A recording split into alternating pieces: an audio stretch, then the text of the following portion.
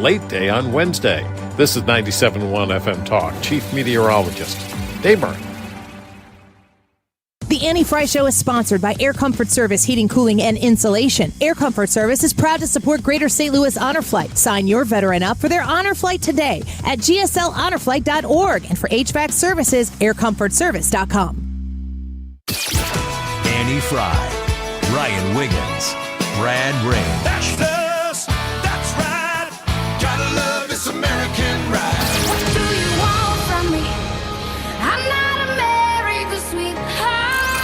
For goodness sake, kid. Keep your voice down. Your father's listening to the radio. I'm not America's sweetheart. This is the Annie Fry Show on 97.1 FM Talk. The president has indicated that maybe the operation will wrap up sooner than he thought it was going to. What's the plan once the U.S. stops military action? Will the U.S. play a role in the aftermath, or will they leave Iran to sort it out? Ultimately, the aftermath is going to be in America's interests, our interests. We won't live under a nuclear blackmail scenario of conventional missiles that can target our people, which is why the objectives have been scoped from the beginning. Missiles, missile production, a defense industrial base, Navy, all in service of ensuring they don't have nuclear power projection capabilities. That's what matters to President Trump. That's what matters to the American people.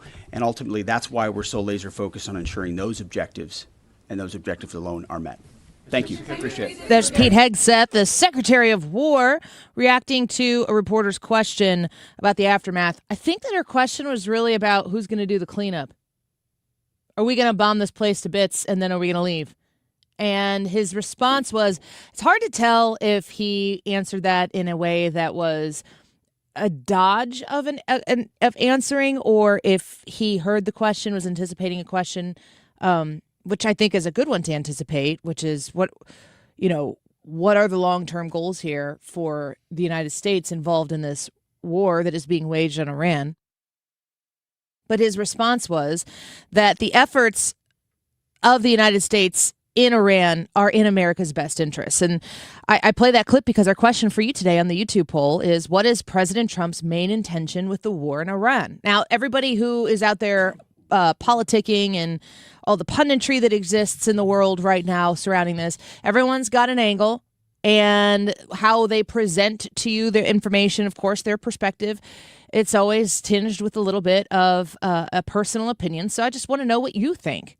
You're consuming a lot of different things. We know that here on the Annie Fry Show and at 97.1 FM Talk, we talk to a variety of people with a variety of viewpoints. Yes, a lot of you are St. Louis conservative, you might say, but also many of you happen to be on the left, and you like to listen to what the right thinks about things. And I think that makes you a stronger thinker.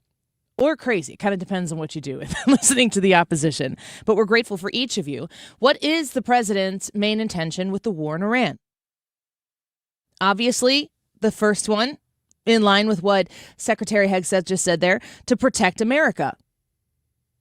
I know this is a broader way of saying something more specific. The second option is to protect allies. I know a lot of people out there think that this is an Israel war. This is the bone for you. If you think that this is just America doing Israel's bidding, I completely don't agree with that. But here we are. It is something that some people feel, and I wanted to give you that opportunity. Regime change. Is the intention of America's efforts in Iran just to flip? It's like house flipping, country flipping. You go in, you get rid of all the ick, and you put in fresh, new, potentially builder-grade materials for the next person to come in and see how they treat it. Or the last option that you have right now is he has no plan. I want to talk a little bit about regime change here real quick, because I think that it's regime change. I've referenced the bold-faced vocabulary word concept quite a bit. When I was studying for social studies tests in grade school, I wasn't really a good studier. I'm a good test taker, but I'm not really a good studier. Why? Well, because I get easily distracted. And if I am looking through a textbook and I'm bored by it, I just start thinking about other things or paying attention to other things. I couldn't see it through. If I'm interested, I'm locked in, I'm good. But the boldface words in our old-fashioned textbooks, which I don't think these textbooks really, I don't know. I've seen my kids, the things that they've studied, they're a lot more interactive now. The big fat history textbook, I don't know if you had this when you were growing up, but like a huge textbook. It's like a college book, and you're reading through it, and no wonder I was bored. Can I get some pictures or something in here? They'd have boldface vocabulary words. You'd probably have like a vocabulary test, and that would kind of handhold you through the chapter so you could get through and take the test and at least have a clue. Regime change is a bold-faced word in the chapter we're in right now, which is war in Iran. And I think that the concept of regime change, I mean, on the surface, I would just think regime change would mean new government. New set of new staff, new roster. And you would assume that anytime you have a new roster in, you would be in a position to have different results, maybe, but not always. It depends on the will of a people. It depends on the intention of that government to care at all about the will of the people. That's really when you're thinking about regime change. If America comes in and engages in that, what does that end up meaning? Because I think that a lot of people think we've seen our country before go into foreign lands, and on the surface, it really just seems like, gosh, that government's really bad. That government's, they're tyrants. They're dictators. Is a difference between determining that a government is bad for its people and saying we need to take our resources, we need to take our boots, and we need to put them in there, and we need to change this for those people. There's a very, very important and distinct difference between identifying that on foreign soil and saying this is bad, this is a bad thing. You can identify a lot of things in your life. Forget about like foreign policy, world scale. Think more about like just your own life, and you're looking around at your neighbors or maybe family members or friendships or relationships that you've had that aren't so great anymore. You're like looking around and you're going, gosh, that's really bad. But at the end of the day, you're deciding, not my problem. It's not my business to fix. It doesn't mean that it's not so bad that you have to step in, but who are you to step into that and try to solve it? You probably never actually could, because you don't really have the authority to go in to somebody else's problems, to go fix your neighbor's marriage, or to handle the problems that exist in somebody else's home if they're having, if a kid's having struggles or whatever. Like, you can care, you can pray for them, you can do those things, but you can't just go in and take over and fix those problems. Now let's imagine that the neighbor, maybe there's marriage problems, maybe I had an apartment in college, and I was living, I won't tell you exactly where I was living, but I was living in a townhouse, and in the room next to me was a couple, and they had a little kid, and he would beat her. They would fight, they would scream, they would yell.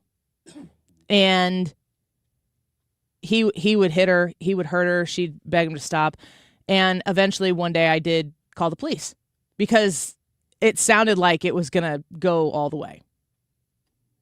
Now, I also know, like, I lived there for like 2 months, people. I learned my lesson and I got out. My dad made me leave. Thanks, Dad. I had to determine when they're yelling at each other across the wall. Is this my business? Even though I could hear him. When it turned violent, and when I knew some of the other things that were going on over there, eventually I did have to step in and just call the police. And then I had to get myself out of there. I had to protect myself. You have to determine on a very hyper-local scale, when is it my business and when is it not my business? And I think America on a large scale has to do the same thing. Because if you look over the pond and you see a dictator treating its people the way a dictator is going to treat the people, especially if you don't see the people saying, we'd really like it if you knock this off. You can't just show up and be like, I'm here to save you. They're like, we weren't asking to be saved. And you can't expend those things that are the most precious to us, our men and women in uniform, for the purpose of saving people who are not our people to save, where we can't come in and actually solve the problem. And to me, when people use regime change in the way that it's thrown around in the media, that's what they're talking about. They're talking about going to a foreign land. They're talking about sticking our nose in other people's business, solving problems that no one's asking us to solve in ways that actually aren't going to fix any real problem. It just prolongs the problem. New people, same old leadership style. That is regime change in the slang sense. But if you look at what's going on right now in Iran, and if you listen to what the administration is saying, and if you believe them, lots of ifs in those statements, and I will tell you that I do listen and I do believe them, a choice, an opinion that I formulated based on information that I am taking in, that they are able to determine, this is the difference maker here, that Iran is a direct threat to the safety and security of Americans in the United States. When the Iranian negotiators sit down with Steve Witkoff and Jared Kushner, and they're supposed to be in negotiation where the American demand is no nuclear Iran. And the Iranian response is, we've got enough for 11 nukes right now. You got to ask yourself, why would that be the thing that would be thrown in negotiations? This is just part of the report that we've heard. This doesn't include all the intelligence that, of course, the people in the administration have. The question is Iran a direct threat to the United States of America? Because if it is, and the United States needs to handle its business in taking out the weapons capacity of Iran, which is what America's responsibility in this role has been, in partnership with our allies, who, you know, the little Satan over there in Israel would be likely the first to go, but that we're the big fish for them to pursue in America, that if we have dual interests in protecting American people and American soil, and of course the Israelis in their own, if there's life to be protected, if there are assets to be protected, because the Iranians wish ill and death and destruction in a cleric-driven government on the infidels, if we're in the direct line of terror downstream from the Iranians, then here's what ends up happening. We have to neutralize the threat. America has to protect its people, its government. One of the best uses of taxpayer money, the defense of the United States of America and everything we stand for. Then we have to do what we have to do. Here's the thing, though. If we have to go in there and if we have to take out their equipment, their assets, their weaponry, and their government has to go too because they're dead set on our death or our destruction, if you take out the government leaders, then there will naturally be a change in regime. So this is a question that was asked of Marco Rubio. I believe it was in a Senate hearing. Was it by Hawaii Senator Mazie Hirono? Mazie Hirono? Was it? She's one of the best. I don't know. And by best, I mean worst. I hope so. It was either that or Elizabeth Warren. Same thing. Get it mixed up all the time. But they asked about Cuba. They said to Marco Rubio, do you want regime change in Cuba? And he's like, that would be great. that would just be fantastic. And I mean, like, it's in the so like one in shallow waters of political speak. That should be like career ending for Marco Rubio, the Secretary of State, to say we want regime change in Cuba. What are you going to do? Invade Cuba? And he's like, no, but he basically says, like, the regime in Cuba sucks and it needs to be replaced. It needs to be better. Are you not in favor of communist government in Cuba going away? How about you, Senator?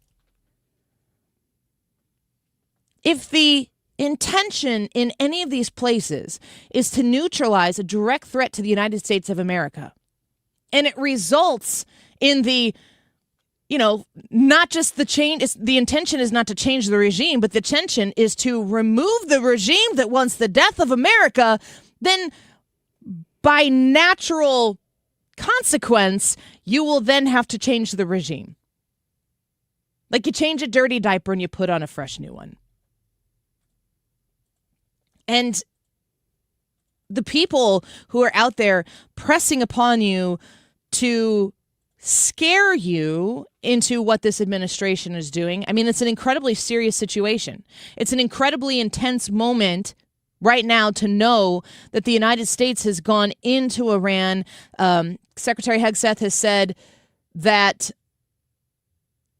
we are supposed to potentially be experiencing the most intense day to day in the bombs that are being levied or the weaponry that's being levied against Iran. This is intense stuff. But if you pay close attention, you will see the people who are trying to make the scariest thing in all of this, you guessed it, to be Donald Trump. That Donald Trump is the scariest entity in all of this. And that is the same playbook that has been happening now for 10 years. We have seen Donald Trump be the only thing that they consider to be the ultimate evil. Over and over and over again. It's so incredibly predictable. So I ask you to set that aside. Dig deep. Maybe at the end of the day, we'll find out that Donald Trump made an incredibly wrong decision. Maybe that's on the table. We have to wait for history to play out before we know exactly what we're dealing with. But if the president is able to assert that Iran is a danger, and every other president that has gone before has asserted that Iran is some sort of threat to the United States of America, if not, why were we trying so hard to appease them when Barack Obama was president, when Joe Biden was president? Why were we trying to play so incredibly nice with them? It's out of the same type of concern that what Iran wants for America is death and destruction. They just tried different things. You know how you have parents sometimes? Some of them try the soft touch and the other brings the heat. Guess which one I am. Depends on the day. You got to pay attention to what our purpose is here. And if regime change is a buzzword that sends you into a tizzy, then the politicos out there, they've won this one because they don't want you to think about it. They just want you to hear regime change and they want you to panic. We're going to take a quick break here. We've got a good show for you. Shannon Bream is going to be with us in about 45 minutes from right now. Don Tracy, who's running for Illinois Senate for Dick Durbin's seat. He's going to be in studio with us in the 1:30 segment as well. We're also going to talk with Dustin Grage, Minnesota-based columnist for Town Hall. And he's on the ground. He knows exactly what's going on in Minnesota. We'll talk with him this hour as well. We'll be right back.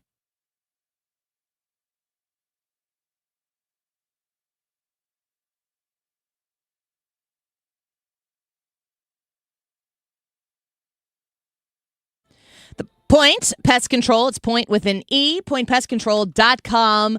Give them a call at 636-798-0023. 636-798-0023. You can visit them online at PointPestControl.com. Right now is when those spiders start creeping into your home. Sounds terrible because it's terrible. It's terrible. That's all I have to say about it. You want them dead. I wanted them dead a couple years ago. Point Pest Control was my phone call, and I haven't had to deal with them since. And I am a happy camper in the Fry House because we do not have pests that we are dealing with. Rodents and spiders alike right now is a season when they're trying to make their way into your home. If you're seeing winged insects in your home as well, near windows, call for an inspection and an evaluation. Make sure that you don't have termites that are making their way in and around your house. Your pest control needs are serviced by Point Pest Control. Mention my name, and they'll drop 10% off the top of the best deal they have. 636-798-0023 online at Point with an E, PointPestControl.com.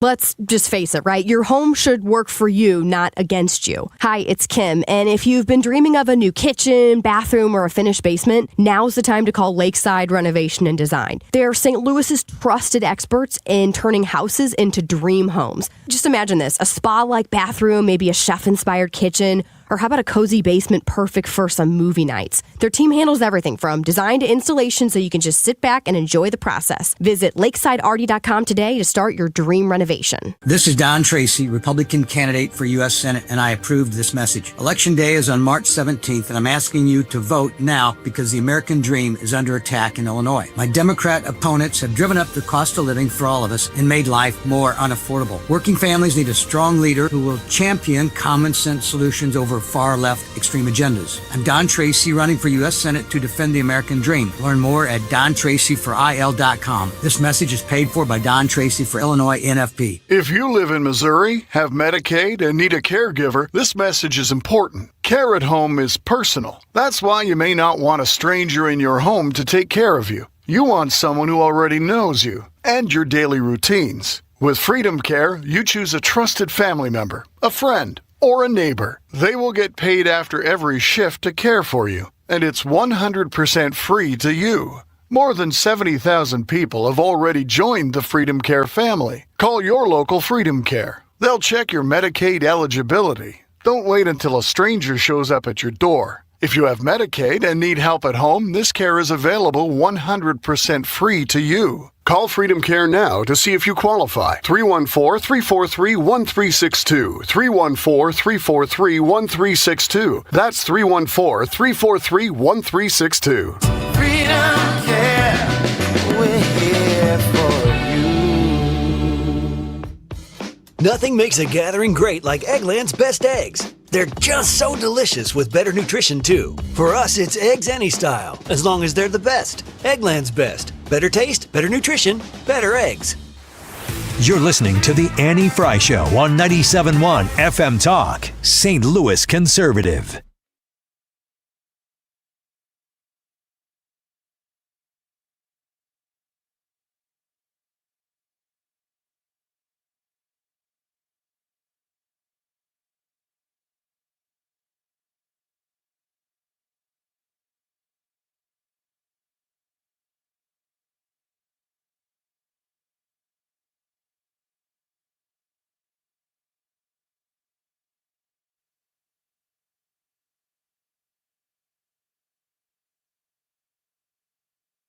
The goals of this mission are clear, and it's important to continue to remind the American people of why it is that the greatest military in the history of the world is engaged in this operation. It is to destroy the ability of this regime to launch missiles, both by destroying their missiles and their launchers, destroy the factories that make these missiles, and destroy their Navy. There you have the Secretary of State saying, here's the mission, to destroy their capabilities, basically to try to destroy us or anybody else, our allies. You know, if Iran attacks any of our NATO allies, we're at war, right? Yeah. Well, theoretically, yeah, that's the agreement.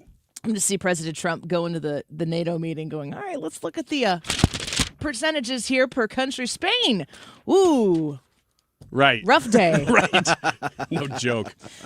The YouTube poll for today, Annie Fry YouTube poll, youtube.com/@AnnieFry. This is where we also want to encourage you to send us your text messages to the text line, 314-241-9797, 314-241-9797. Those text messages go to Ryan. If you want it to be read on the air, keep it simple. Yeah, and flattering. Yeah. Not just simple. You can end with a compliment, but brevity wins the day. What's the president's main intention with the war in Iran? To protect America, to protect allies, regime change, or he has no plan? What do you think? I'm going to drill all the way through these because I do think it's to protect America, but I'm going to go further and say it's to protect allies and go further and say it's regime change. I do believe that he chose this moment in time because of what's happening in Iran on the ground to go in and say, then let's give them the opportunity for regime change long term. But what would you vote? Right, regime change. You think that he went in there so he could change the government? Yeah, I think that's why he killed all their leaders. Wasn't Israel responsible for that? Well, okay. They said at the beginning of the thing that the United States, Brad, do you remember this? The United States was taking out infrastructure and weaponry, and Israel was going after the government. Yeah, Israel dropped because the bomb. Apparently they have Mossad in the Iranian government. I don't know if that's accurate. I don't trust anything I see. Okay. Ryan thinks it's regime change. Brad, what do you think? I think it's to protect America. I think Ryan's right that, protect allies, regime change, all of that is part of this. But I think that's just cascading effect. It's downstream from If America's interests weren't involved here, I don't think regime change would be a 100%. I've always thought that, an Iran, and Senator Talon has talked about this, Iran that's sympathetic to the United States, an Iran that's no longer a threat to the United States is an America first policy. And by being able to attack American bases like they have whenever we have attacked them, they've proven that they have the capability to be a threat to us and to our soldiers. So I definitely think this is an America first, a protect America strategy. Yeah, I'm squarely there as well. I think that the United States would be eager to protect their allies if it weren't in America's interest. If America didn't feel threatened in the moment, I think that the United States would probably do economic sanctions or something that would help protect their closest allies if somebody was acting up. I do not think that the United States would be going into this if it were just to change the government around to try to. I feel like that's the America first distinction, which is that it has to be 100% unquestionably in the best interest of America in order for the United States to engage in it. I feel like that is something that the president has successfully communicated in campaigning, but also as the president of the United States, that there has to be an American interest. And he's been so eager to also work with economic means before using force. And I think the force is the evidence, for me at least, that there was a reason and intention. There's intelligence that says this is absolutely about protecting the safety and security of American troops overseas, of Americans overseas, but especially at home as well. We'll see how circumstances play out, but I'm telling you what the objectives of this operation are. The objectives of this operation are to destroy their ballistic missile capability and make sure they can't rebuild it, and make sure that they can't hide behind that to have a nuclear program. That's the objective of the mission. That said, abundantly clear, we would love for there to be an Iran that's not governed by radical Shia clerics. As I've said myself repeatedly for years, the leadership of that country does not reflect the people of Iran, and I think that's been pretty apparent in the protests that you've seen. If there's something we can do to help them down the road, we'd obviously be open to it, but that's not the objective. The objective of this mission is the destruction of their ballistic missile capability. Secretary of State Rubio speaking there about the objective of the mission. When we come back, we're going to shift gears a little bit. Dustin Grage, our friend in Minnesota, is going to join us and reflect a little bit on that hearing that took place last week. You had the Attorney General Ellison, he's a trip, and Governor Walz, little trippy, in front of that congressional hearing. How did Dustin Grage feel about the performance that was there? Does he feel like the people of Minnesota are well represented? He's with us next. Don't go away.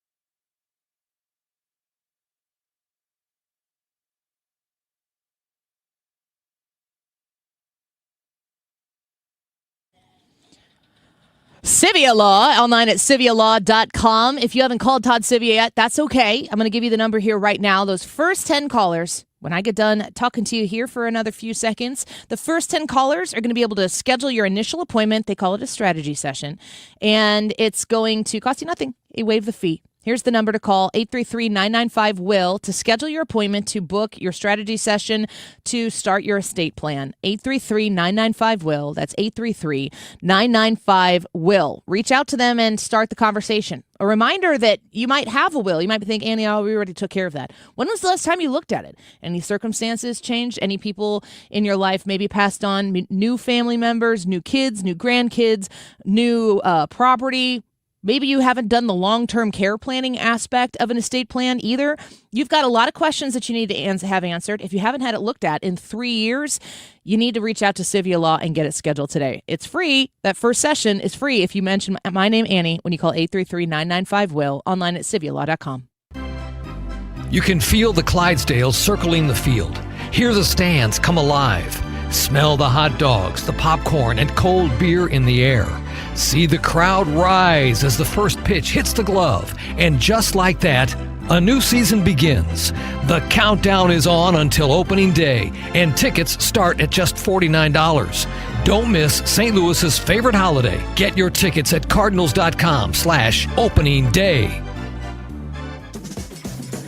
This season, step up to the ultimate game day experience with Cardinals all-inclusive tickets. Enjoy a full buffet, complimentary bar, and unbeatable views inside Busch Stadium. It's great food with great company for every pitch, hit, and home run. Choose your experience in the Budweiser 703 Club, UMB Champions Club, Proficient Red Jacket Club, and more. See the game like a VIP with all-inclusive tickets. On sale now at cardinals.com/tickets. I'm Dan Morgan of Morgan & Morgan. Last year, millions of people called us for representation. Why? Because trust grows when you win. And we've won a lot. Over $30 billion and counting. When you call America's largest injury law firm, you're calling a family. You're calling an army, our army. You're calling somebody who will fight for you. Injured? Let our family fight for your family. Morgan & Morgan, forthepeople.com. The choice of a lawyer is an important decision and should not be based solely upon advertisements. Past results afford no guarantee of future results. Every case is different and must be judged on its own merits. It's time for you to get to know my friends at Lit Cigar Lounge in Chesterfield, where luxury meets comfort. Mark Cox here. They have a great selection of rare bourbons, whiskeys, craft cocktails, anything you like to drink, cold beer, premium hand-rolled cigars from the finest makers in the world, even private lockers that are available if you choose to. Perfect for date nights or business meetings, and live music every Friday night. Family owned and operated. Check them out in Chesterfield at the District. It's litstl.com. Just a reminder that Jimmy Fallon is coming to town now on April 11th, as that date has been moved from snow from January. So April 11th at the factory, Jimmy Fallon, we're giving you another chance to win free tickets today in the 2 o'clock hour. So be sure to be here in the middle of the 2 o'clock hour for that chance. It is 12:34. This time check is sponsored by Jerry Kelly Heating, Air Conditioning, Electrical, and Plumbing. It's time for a $98 furnace tune-up.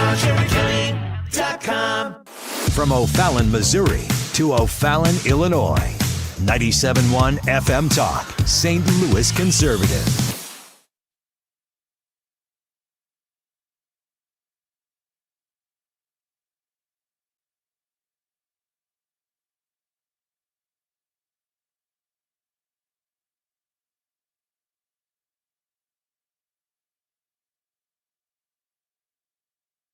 Yep, and would you agree that as governor, ultimately you're responsible if tax dollars are defrauded? Yes, I would agree. Yep. Would you also agree that calling somebody racist is a serious accusation?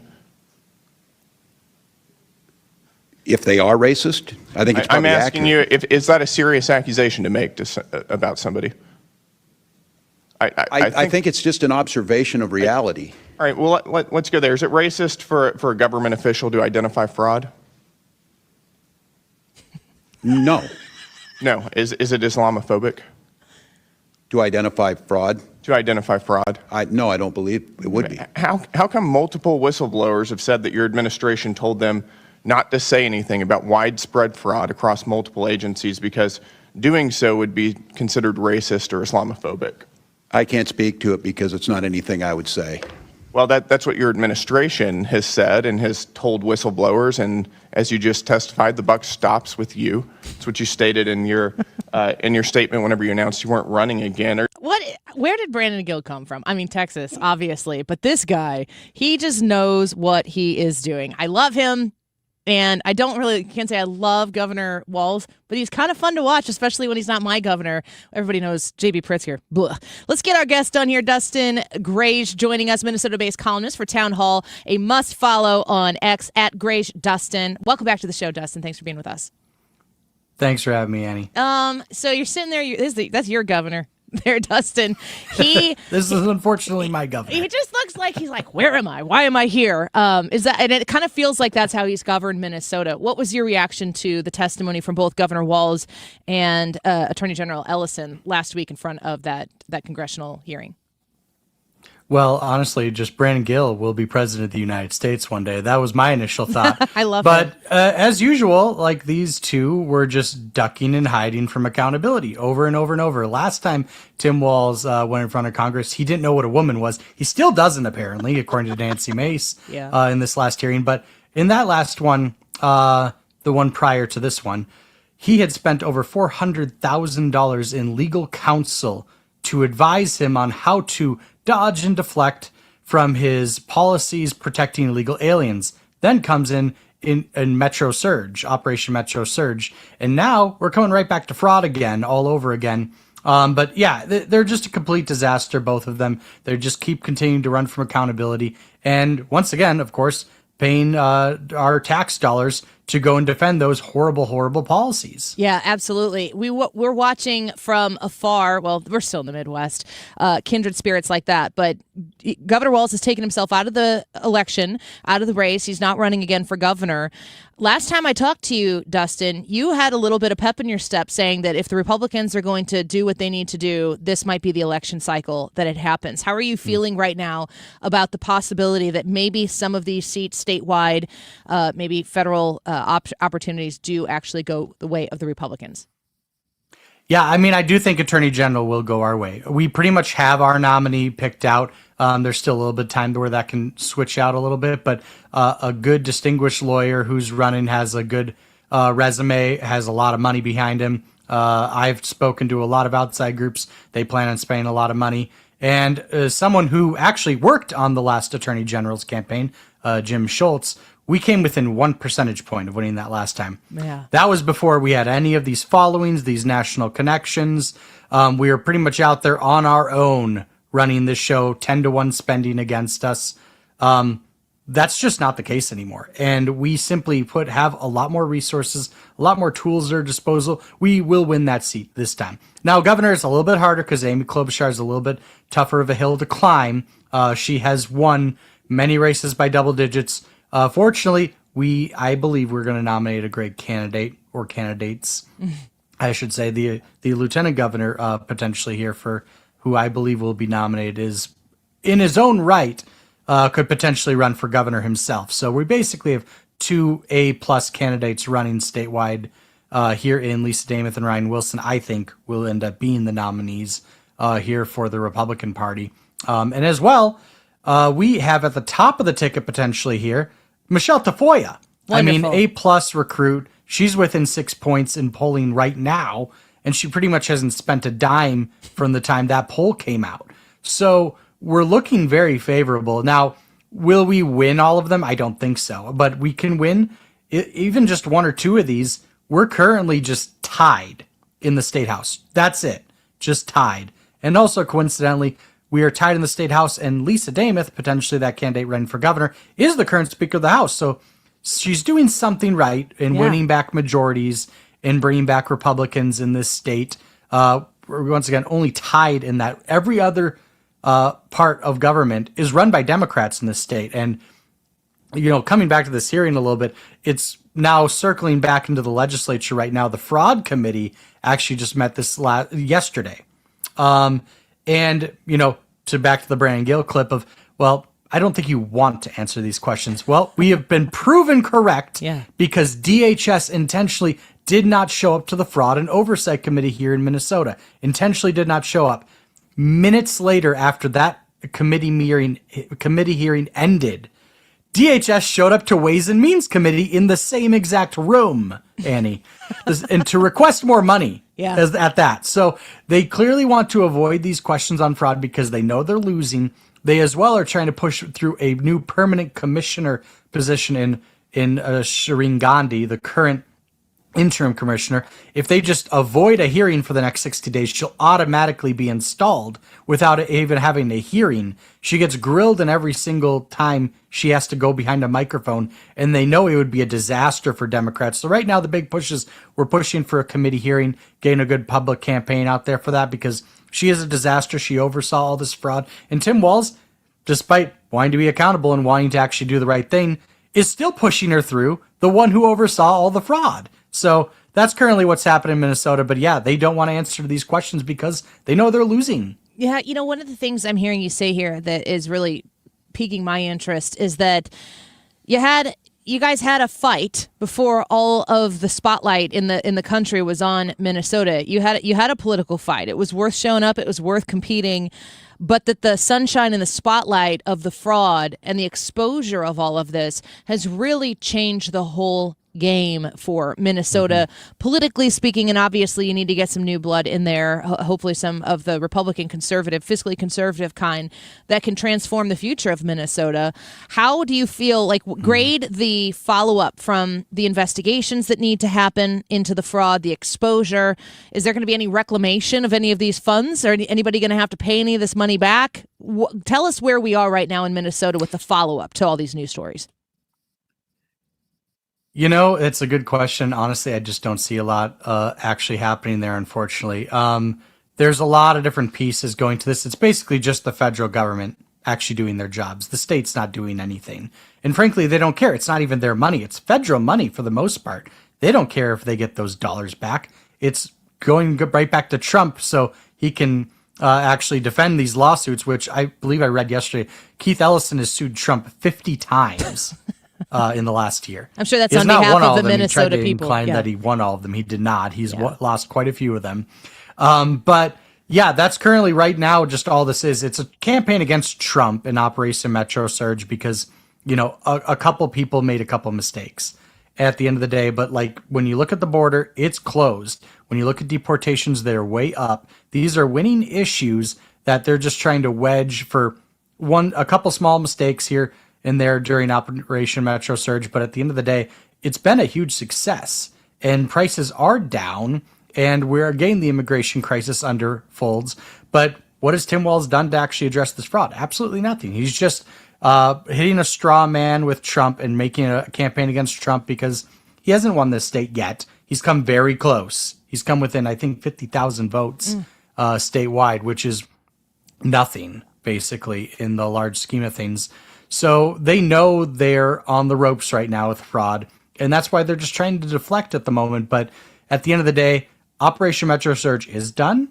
The counties and cities are apparently now cooperating, which if you pulled that issue, a majority of Minnesotans, they disagreed with some of the tactics of Operation Metro Surge.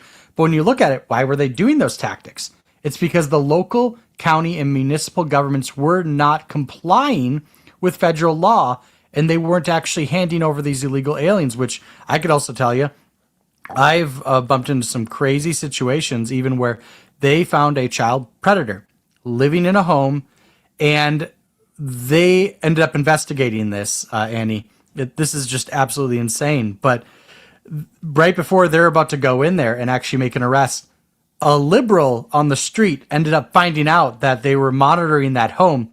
This liberal went over to the home of that owner who was harboring a fugitive, an illegal alien who had sexually assaulted kids and apparently was in a gang as well, put a note on the door informing them that ICE is looking into their home. Yeah, tipped him off, and apparently he fled at this point. Oh. So these are some of the Democrats we're dealing with. It's absolutely insane.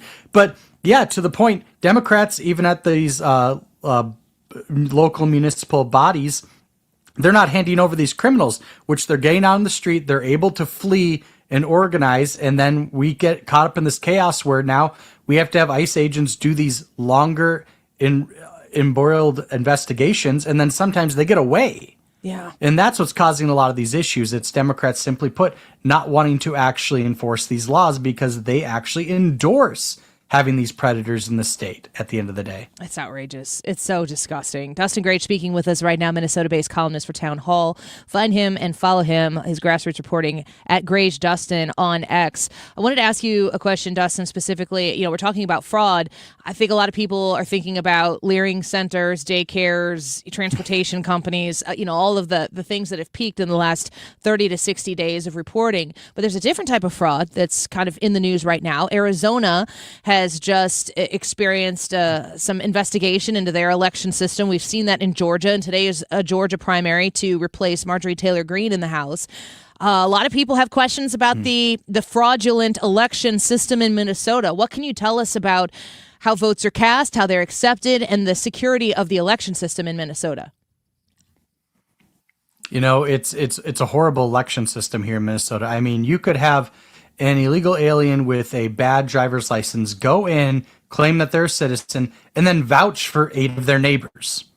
without any identification for those other additional 8 That's people. crazy. That's the current law right now in Minnesota. That's currently a viable thing you could do. And of course, Minnesota is not handing over our voter rolls to Assistant Attorney General Harmeet Dillon. So that's happening right now. I also personally uncovered a Somali voter fraud ring in St. Cloud, Minnesota, where a candidate was collecting upward to 50 ballots and submitting them on her behalf. It's absolutely insane in the state, which is why we need the SAVE Act. And I'm happy to report, at least I believe I just read yesterday, the almost pretty much every member of the Republican delegation of the House and Senate here in Minnesota has written a letter now to John Thune at the Senate, the U.S. Senate. We need the SAVE Act. Yes, and we do. need it now. Because if we were to actually pass this, vouching would go away overnight. You wouldn't be able to vouch up to 8 of your neighbors without having to provide any proof of residency for those 8 individuals. Does that which change? Is an absolutely insane Does law that to change think the about, results but in Minnesota? That's the current law. In Minnesota, if this would you be seeing a whole different state makeup? You would absolutely see a different state makeup, and at a minimum, we would have the majority in the House right now. I could just about guarantee that. We actually had an election here where, again, I said we're tied in the state House. We had 1 seat in Shakopee come within 18 votes. 18 votes. 18 people. votes. Oh. We actually won no, we didn't. We lost by 18 votes. 23 ballots were unaccounted for in that recount. They couldn't find them. The ballots were thrown away. There was more ballots thrown away than the margin of victory, Annie. You said we actually won, and then you said, wait. There's 23 missing ballots, and you won, but the other people won by 18. That's crazy. Hey, Dustin, this is Ryan. We had more missing ballots than the margin of victory. It's insane. That's just insane. One district, by the way. We've also had situations where we won on the night of election, and then you hit refresh in the morning, and we lost the We've House seen seat. that. Yeah. So Minnesota's a wreck. We need help. We need the SAVE Act. This is a situation that would fix our election systems. At a minimum, we'd have a 2-seat majority probably in the state House. We're also only down 1 seat in the Senate. We only lost a couple of those seats by a couple hundred votes each. We could have majorities in the Senate and the House right now if we had our elections fixed up. At a minimum, statewide, it's a little bit different. We're facing more of a money issue there, but we would, at a minimum, probably have both House and Senate chambers right now for Republicans. That's incredible. Being on the ground, Dustin, in Minnesota, my question for you is, where is the debate centered? Because nationally, obviously, we're hearing about Minnesota, but it kind of comes and goes in waves. It was a news story, big news story for quite a while, but now it kind of happens along, with investigations and things. We hear about it. But in Minnesota, is the debate there centered on whether there was fraud or not? Or is everybody kind of saying, yeah, there definitely has been fraud. It's just how bad was it? Like, where is the center? Yeah, no, there's definitely arguments made because, they've had their past DHS commissioner saying there's more rumors of fraud than actual fraud, which was a laughable point after we actually broke a lot of that this last fall. And then it carried, still to this day, it's carrying through. But there's other issues at hand, too. Just yesterday, which is insane, the previous week, Republicans came out with a proposal that we should revert our car registration fees back to 2023, which they were much lower. We're currently the highest taxed for car registration fees in the Midwest, higher than Illinois currently. Sorry. A Democrat proposed in committee that she should put an amendment forward that would quadruple our current fees. You would end up having car registration fees of over $3,000 for a vehicle in that scenario. How do these people sleep at night? $3,000 for new vehicles. Man, well, Dustin, who can afford this? I don't. Democrats who take other people's money. I think it's like the only thing I can come up with. Dustin Grage speaking with us right now. Last question before we leave. It seems as though we're closer to the revelation of let's talk about what's actually real. where is the money going? I see a lot of people saying, I'm going to work today to pay for things I don't need, pay for fraud that we're not allowed to talk about or that we're not going to stop. I would assume that in Minnesota, you're not going to get reclamation of a lot of that money that's been wasted. But the benefit of stopping the fraud in the future for Minnesota is probably immeasurable because you're still finding out more and more and more. What are you looking to happen? What do you want to see happen the most? Maybe from the federal government, maybe from within your own state, in order to get Minnesota back on the right direction. Do you have a place, a target, something that you're looking for specifically? Well, there's definitely two pieces of that. One, federally, we've got to restore the staffing levels at the Department of Justice here in Minnesota. We lost some members because, simply put, they were Democrats and they were not okay with Operation Metro Surge. I could verifiably tell that. I even looked up their primary voting records. They were Democrats. Yeah. And they didn't like Trump, and they've been looking for excuses to get out. Once that hit, they left en masse at the same exact time. We ended up bringing in new members, and there's a new first assistant attorney there. He's fantastic, former Trump-endorsed attorney. Joe Tayrab. So he's doing good work there, getting that back on the mend here in Minnesota in the Department of Justice. The second part of that is actually the legislature coming to their senses and maybe getting one Democrat to cross over to actually put some proposals through and for Tim Walz to sign something that's actually useful and it'll actually do real things. Now, granted, he won't even hold a confirmation hearing for the DHS commissioner that oversaw all of the fraud under multiple positions, failed in those positions, has been promoted twice now to interim commissioner, and now they want to make her the permanent one. And Amy Klobuchar also will not speak out on this. So, I don't think they are serious about fixing this. They also didn't show up to committee. They're not serious about it. But hopefully, if the pressure keeps getting applied, something will get fixed. But in reality, I don't think Democrats want to do it. Yeah. They won't fix it. And it's just going to end up being a massive campaign issue for Republicans. We're going to have to push forward and go, hey, Democrats, independents of Minnesota, we understand that, you don't like us, and that's okay. But at the end of the day, you have to understand that it's been 20 years since we elected a Republican statewide in this state.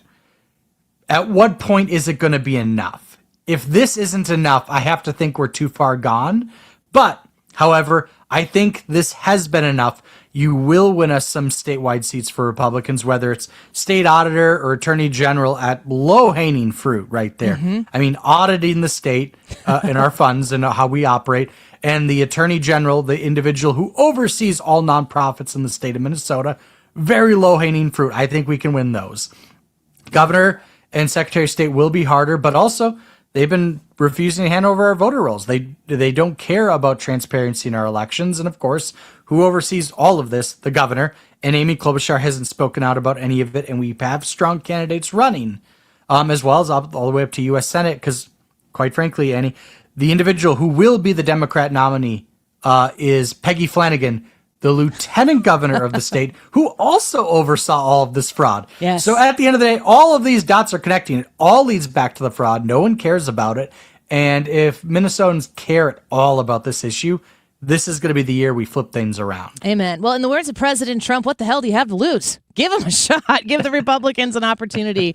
Could it get worse? I don't think so. It definitely could get better. Dustin Grage, a pleasure, as always, to have you on the show with us. Thanks for being with us. Thanks, Annie. Take care. Bye-bye. That's exciting to hear. I like the optimism, not an unnecessary amount of optimism, but a realistic amount of optimism there to see what Minnesota can do next. I'm very curious to see how they handle their business there. And I think, Illinois, I think we have a lot of hope. I wish we were working harder on exposing the corruption and the fraud that exists here, because we know that it's happening. We know that in the state of Illinois, that the Illinois citizen is not the priority because we're not the biggest political advantage on a national scale for the likes of J.B. Pritzker. We've seen it over and over again. Looks like some chickens coming home to roost in Minnesota. Certainly love to see that here as well in the state of Illinois. When we return, Shannon Bream back on the Annie Fry Show, Fox News Sunday host, and she has a new book out. I'm excited to talk to her about that because I was listening to it. It came out last night. I pre-ordered it. It was in my Audible early this morning. Nothing is impossible with God. 11 heroes, one God, endless lessons in overcoming. I have started listening to it today, and it's incredible. So we'll talk to Shannon Bream about that and the latest news of the day. Don Tracy, who is running for United States Senate in Illinois, is going to be in studio with us at 1:30. Go vote in the poll. What is the president's main intention with the war in Iran? Annie Fry YouTube channel, and text us at 314-241-9797. Shannon Bream, next. Hi, I'm Bob Kershaw with Retirement Advisory Group. Hi, I'm Tammy Kershaw. When we meet our clients for the first time, they have built up a lifetime of savings. Their question is, what can we do with this money so we can live comfortably the rest of our lives? First, we develop a strategy to protect your nest egg from any market losses. Then, we build your own personalized structured income plan that will generate you an income the rest of your life. We put you in control of your money. You've earned it, and it's our job to make sure you enjoy it. Let our team show you how you can have the retirement of your dreams. Call us now at 314-993-9494 for a no-cost, no-obligation retirement review. You will also get a copy of our latest edition book, Your Key to a Worry-Free Retirement. We've been helping retirees and pre-retirees retire with confidence for 40 years. Call us now at 314-993-9494 or go online at retirementkey.com. That's retirementkey.com. Did the rain give you an unwanted revelation in your basement over the weekend? Because that rain, as it's coming down and it's coming down hard, you are worried about the basement. Maybe you noticed it for the first time with this last rain that we've had. You know that rain's coming again here this week, and you're bracing for it. Get it fixed once and for all. At least start with a conversation with somebody who can fix it. That's Matt Hayes at Home Shield Foundation Repair. If you call 314-271-9900, invite Matt Hayes over to look at what you got going on. He can give you an honest answer, a reflection on what you're dealing with, what it would cost to fix. And don't forget, with Home Shield Foundation Repair, you're tapping into a ton of experience of waterproofing basements, and he backs it up with a lifetime warranty on that basement waterproofing for your home. First, it starts with a good conversation with a good man, Matt Hayes, and his team. They come and tell you exactly what they can do to help you, what it's going to cost, so you have a full picture of what you're getting yourself into. 314-271-9900, Home Shield, FoundationRepairs.com. Hey guys, are you dealing with low energy weight gain or issues in the bedroom? Game Day Men's Health is the premier men's health clinic in the St. Louis area with locations in Chesterfield and O'Fallon, Missouri. They specialize in low testosterone and sexual health, and they also help men and women with medical weight loss, vitamins, and peptides. They offer free consultations and testosterone tests with results in about 20 minutes. Get in, get answers, get back to the top of your game. Visit GameDayMen'sHealth.com. Again, that's GameDayMen'sHealth.com. Dreaming of college but worried about the cost? The Together Foundation is here to help. The Together Foundation is awarding 5 $1,500 scholarships to St. Louis area students who are ready to take the next step toward their future. Applying is simple, but time is limited, as applications will be accepted through March 31st. Learn more or apply at togethercu.org/scholarship. That's togethercu.org/scholarship. This community message has been brought to you by Together Credit Union. KFTK FM Florissant from the Kaufman Townsley St. Louis's Injury Lawyers Studio. Call 314-777-7777. That's 314-777-7777. I'm Lisa Brady, Fox News. A day after soaring past $100 a barrel, U.S. crude plunging, falling under $78 a barrel a short time ago, a drop that started on hope for a quicker end to the fighting with Iran. And now the House Speaker is echoing President Trump's optimism. Speaker Mike Johnson calls Operation Epic Fury a success and limited in scope. The mission is being achieved, is nearly completed, and the Commander-in-Chief himself said in the last 24 hours it will come to a close. Johnson says he believes after that, oil and gas prices will readjust. He also says a supplemental spending bill for the military is inevitable, but lawmakers don't yet know the details of how much will be requested by the administration. Fox's Jared Halpern at the White House, where a briefing is expected soon. Iran remains defiant. A senior Iranian security official has told President Trump to be careful so you don't get eliminated. Ali Largiani posting on X in response to the president's own social media post where he threatened death, fire, and fury on Iran. Fox's Jonathan Savage. The Pentagon calling today's airstrikes the most intense so far. Iran still firing back around the region with missiles and drones. Police and the bomb squad are back a few blocks from the mayor's official residence in New York City. Officers telling us a suspicious device was located in a nearby park, and now they are investigating. Fox's CB Cotton. Right now, we don't know whether this package that was noticed in the park is anything serious, but certainly officers have every reason to take it seriously and thoroughly investigate this. This after two Pennsylvania men accused of bringing explosive devices to a weekend protest were charged with multiple federal counts. In Baltimore, police say an officer and suspect have been shot in what they're calling an active shooter incident. No details yet on what happened. The officer was taken to a trauma unit at the University of Maryland. America's listening to Fox News. Hear that? That's Mike. He took ZQL Pure Z's, so now he's sleeping soundly on a Sunday night. ZQL Pure Z's are fast-acting melatonin gummies with a complementary botanical blend to help Mike get the sleep he needs to wake up refreshed and ready to conquer Monday. Let's do this Monday. ZQL Pure Z's, just for sleep. Really great sleep. These statements have not been evaluated by the Food and Drug Administration. These products are not intended to diagnose, treat, cure, or prevent any disease. Use as directed. Hey, can you blow up some balloons for Jack's party? I can't. I'm so congested. You need Sinex Saline from Vicks. Sinex Saline Nasal Spray? Yeah, just Sinex. Breathe. Sinex Saline instantly clears everyday congestion associated with colds and year-round allergies with a gentle, ultra-fine mist that's no mess and easy to control. Daddy, we need more balloons. On it. Enjoy life's important moments without congestion. Try Sinex Saline from Vicks. Just Sinex. Breathe. Use as directed.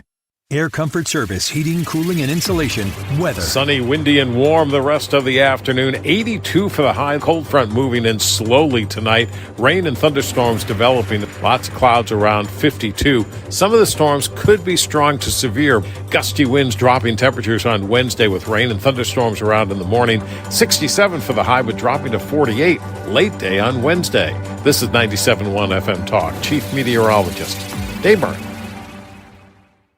The Annie Fry Show is sponsored by Air Comfort Service Heating, Cooling, and Insulation. Air Comfort Service is celebrating 56 years of residential and commercial service, maintenance and installation, and heating and cooling systems. Get in your comfort zone. AirComfortService.com. Annie Fry, Ryan Wiggins, Brad Ray. That's us. That's right. Gotta love this American ride. What do you want from me? I'm not America's sweetheart. For goodness sake, kid. Keep your voice down. Your father's listening to the radio. I'm not America's sweetheart. This is the Annie Fry Show on 97.1 FM Talk. Welcome back. Beautiful Tuesday here in St. Louis. Thank you for spending some of your afternoon with us here on the Annie Fry Show, 97.1 FM Talk, St. Louis Conservative. I want to get straight up to our next guest because we got a lot to talk to. Shannon Bream joins us once again, the Fox News Sunday host, Fox's chief legal correspondent as well, and author. Shannon, thanks for being with us today. Annie, it is always my pleasure. Thanks for having me. Oh, you bet. I wanted to give you an opportunity to talk before we get into your book, which is entitled Nothing is Impossible with God, 11 Heroes, One God, Endless Lessons in Overcoming. It's available, my notes say on March 10th. I pre-ordered it. It's in my Audible. I'm listening about Gideon right now, Shannon, so we're going to talk about that here in just a bit. Your Fox News Sunday show, this past Sunday, everything right now is kind of consumed about what's going on in Iran. And I'm wondering from your perspective, you get to talk to all the people. Everybody wants to be on Fox News Sunday with Shannon Bream.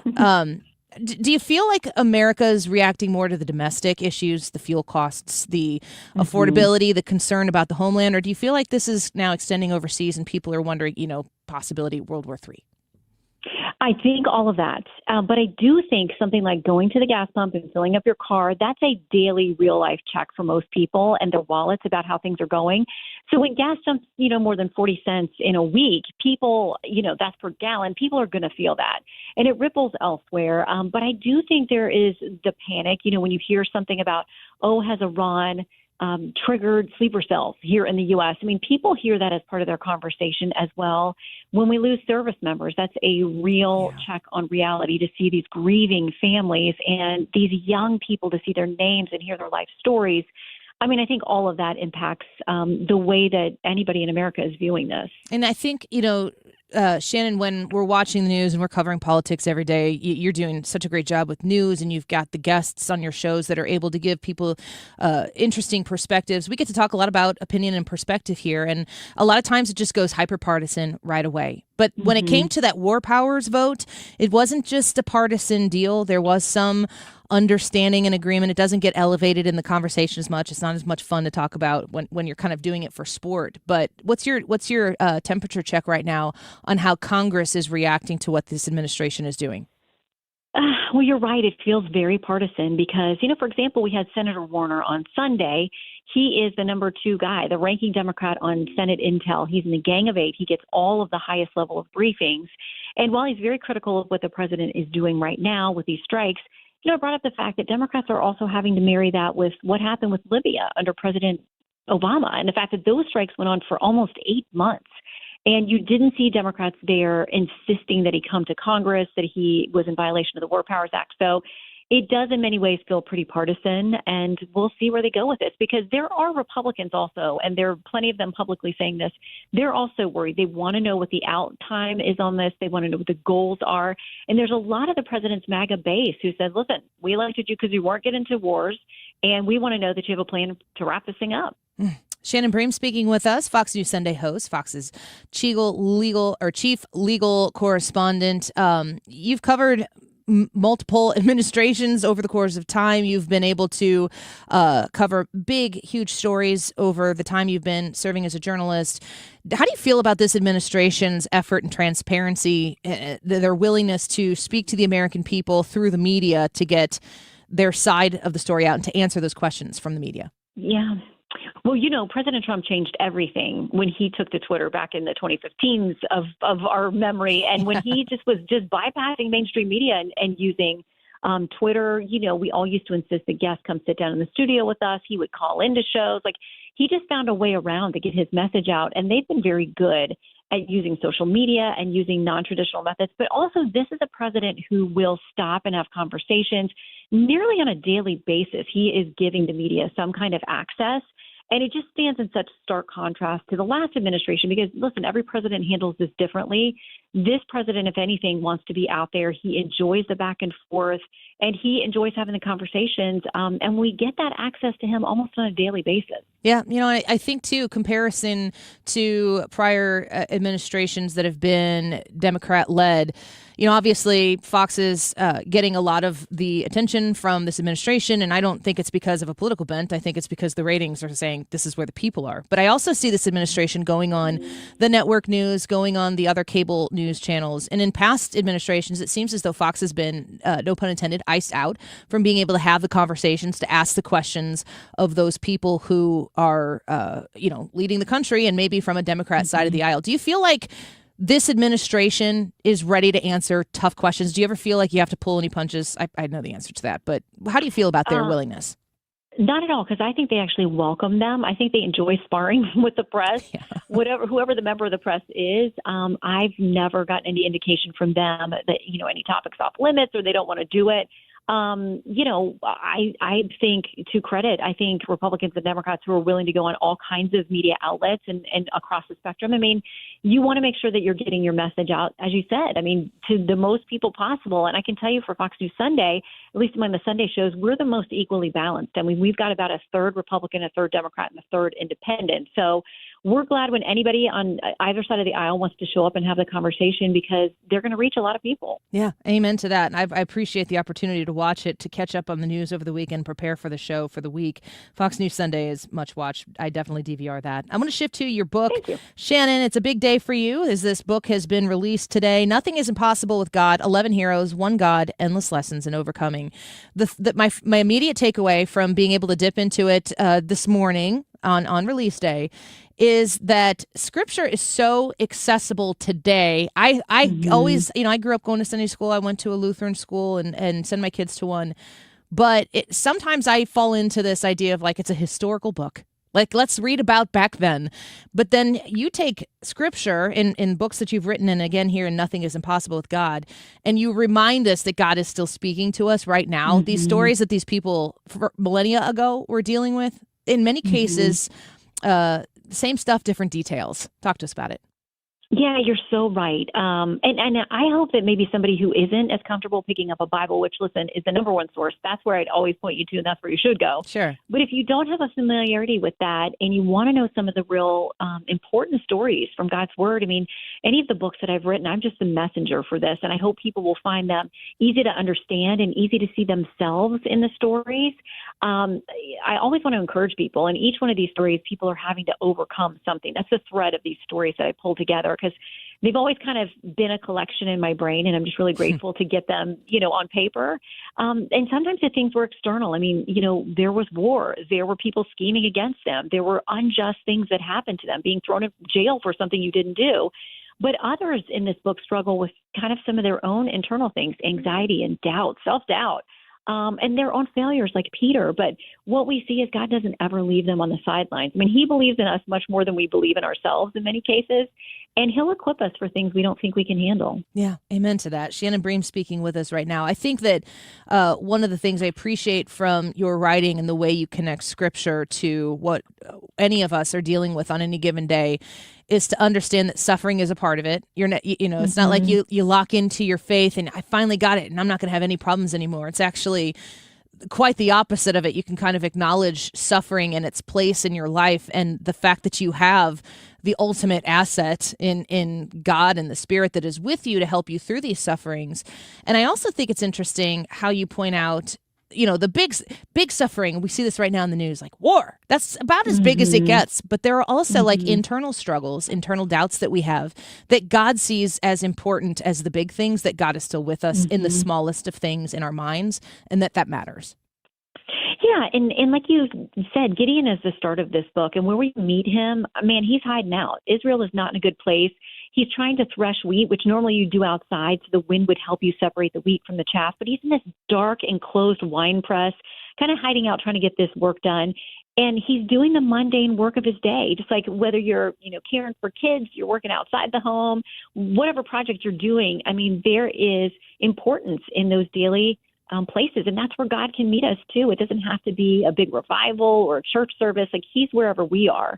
And he meets Gideon in that place and refers to him as a mighty warrior. And Gideon's like, pardon me. Those are actually the words in the translation. Pardon me, Lord. Like, I think you got the wrong guy. He says, I'm the least in my family. My family's the least in the clan. Our clan's the least in the tribe. It's the least tribe of Israel.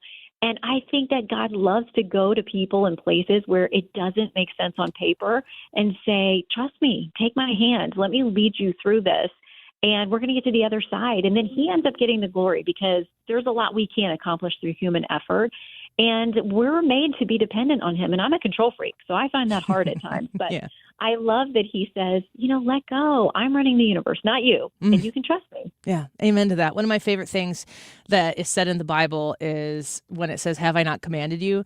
And I realized I have 4 kids, Shannon. I have 16-year-old is my oldest. The youngest is 4. God saying, have I not commanded you, is me saying, how many times have I told you? Like at varying levels of volume, but say there you have your Heavenly Father going, have I not commanded you? Like, how many times, Annie, do I have to tell you, you can be still, I'm God, I've got you, and I will carry you through? Do I have to tell you again? The answer is yeah, you're going to have to tell me again. I think they're fallible. Yes. And I think that for you to be in your position to be covering the heaviness of the news at the biggest magnitudes that we can have heavy news right now, with war and death and destruction and a lot of politics that just kind of messes the whole thing up. It's really refreshing, Shannon, to listen to your story. I've got it on Audible, so I'm listening to your voice and hear these stories. Last question for you. What's your favorite? Who's your favorite person in this book to talk about? Oh, my gosh. Okay, it changes day to day. But listen, if I got to choose an overall, it's the ultimate overcomer. I mean, the final chapter is about Jesus and him overcoming sin and death. And, in this Lenten season where we're marching our way to Easter, I just find that to be the most hopeful thing, that there's nothing that could ever separate us from his love. There's nothing we can do to make him love us more or less. and he loves us all equally. And, Jesus laid down himself for all of us. And I just find that to be the most encouraging. Well, the book is called Nothing is Impossible with God, 11 Heroes, One God, Endless Lessons in Overcoming. And it is out right now. So run and get your copy by Shannon Bream. Thank you so much for the time today. Thank you for what you do. And thanks for sharing a little bit of your afternoon with us. Thank you. God bless you, Annie. God bless you as well. Talk to you later. Bye-bye. Fox News Sunday host, Fox's chief legal correspondent on X at Shannon Bream. Love watching her on Sundays and getting a recap. And like she said they got about a third on the right, a third on the left, a third independent. I get the most out of the people on the left who come on their show and answer the questions. Because when I hear what the left is having to say, somebody who's coming from the right, I want to hear the left advocate for their side. And on X and stuff, it's really just a big slap fight. That's kind of the way it feels like to me when you have a conversation and people are presenting ideas and counter ideas.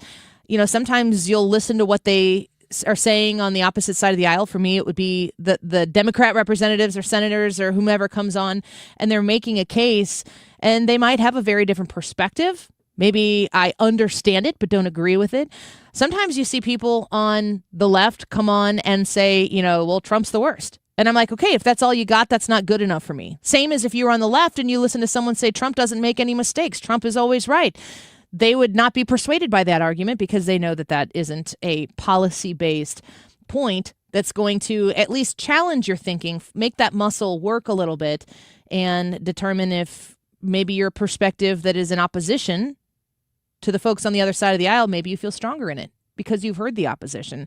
You can't have that exercise for your brain muscles if you never hear the opposition. And Fox News Sunday, I think, does an incredible job of balancing it all out. And Shannon Bream, what a bright light she is, just in general. And we're grateful to have her on. Go check out that book, Nothing is Impossible with God, 11 Heroes, One God, Endless Lessons in Overcoming. Good Lent read, good Easter gift for somebody if you're interested in doing that. And the book is really pretty, too. Let's take a break. Ryan's coming back in here. We're going to speak with Don Tracy, who is running for the Senate, United States Senate in Illinois. Dick Durbin stepping down, retiring. We've got a Republican primary and a Democrat primary. And Don Tracy is looking to win that Republican nomination for the opportunity to represent the state of Illinois in the United States Senate. Don Tracy at 1:30. We'll be right back.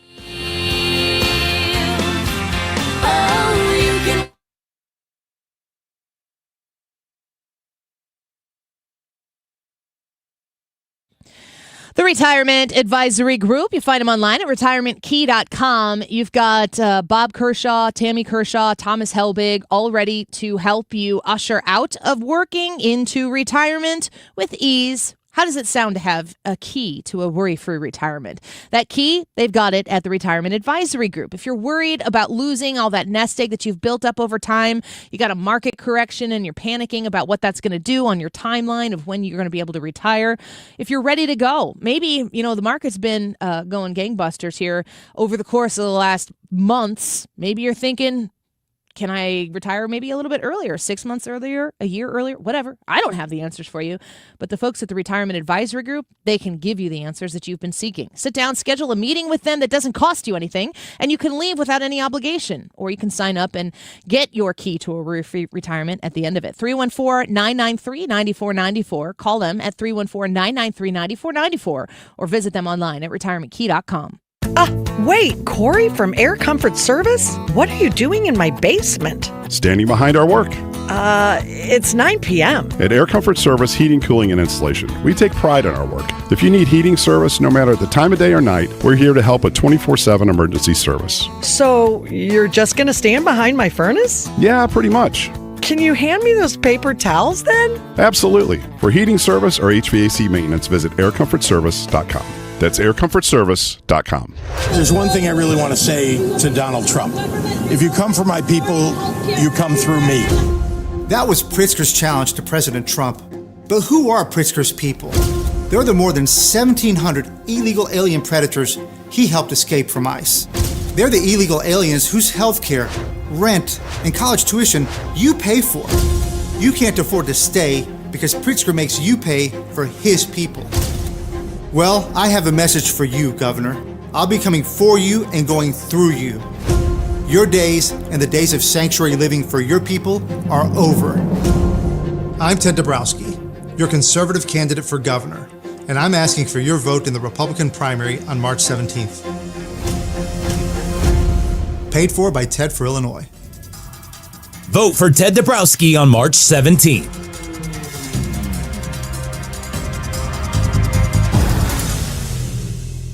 Beat the spring cleaning rush and call Zero Res today. Mark Cox here. It's the perfect time to clean your air ducts as you deal with allergy season coming up. This month, get a free size upgrade on every whole home air duct cleaning package. Don't you love it when you buy your favorite coffee or soda and you get a free size upgrade? That's what Zero Res is doing with this whole home air duct cleaning package. You pay less for more fresh.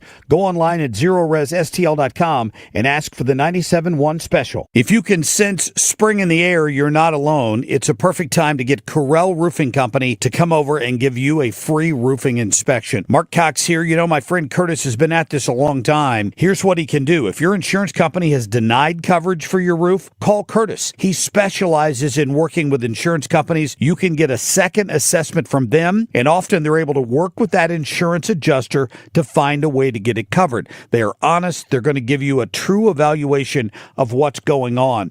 Curtis is not going to overcommit on your roofing job. A lot of other companies do this. Curtis feels like quality suffers and customer service drops off. It's important to pay attention to details. Quality materials, quality workmanship. It's certainly what I got when Corel Roofing put a brand new roof on my house. Call 314-222-9529 right now. Tell them Mark Cox told you to call, or go to CorelRoofingCo.com. Hair Volume from New Nordic will make your hair look thick and healthy. Available as a tablet or delicious gummy. Hair Volume is available online at Amazon and NewNordicUSA.com or in the hair care aisle at your local CVS. The Annie Fry Show is St. Louis conservative.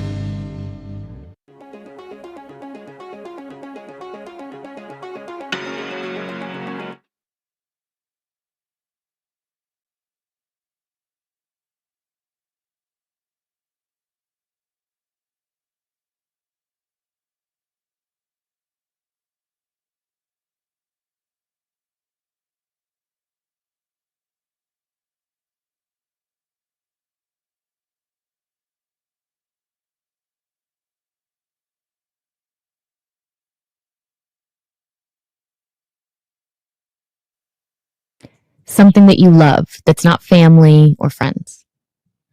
I love, I'm just saying this because it's on my mind, the trans children who showed up yesterday at the state capitol to advocate for their humanity. They shouldn't have to, but it was an inspiration to watch. Okay, so that is Senate hopeful Tallarico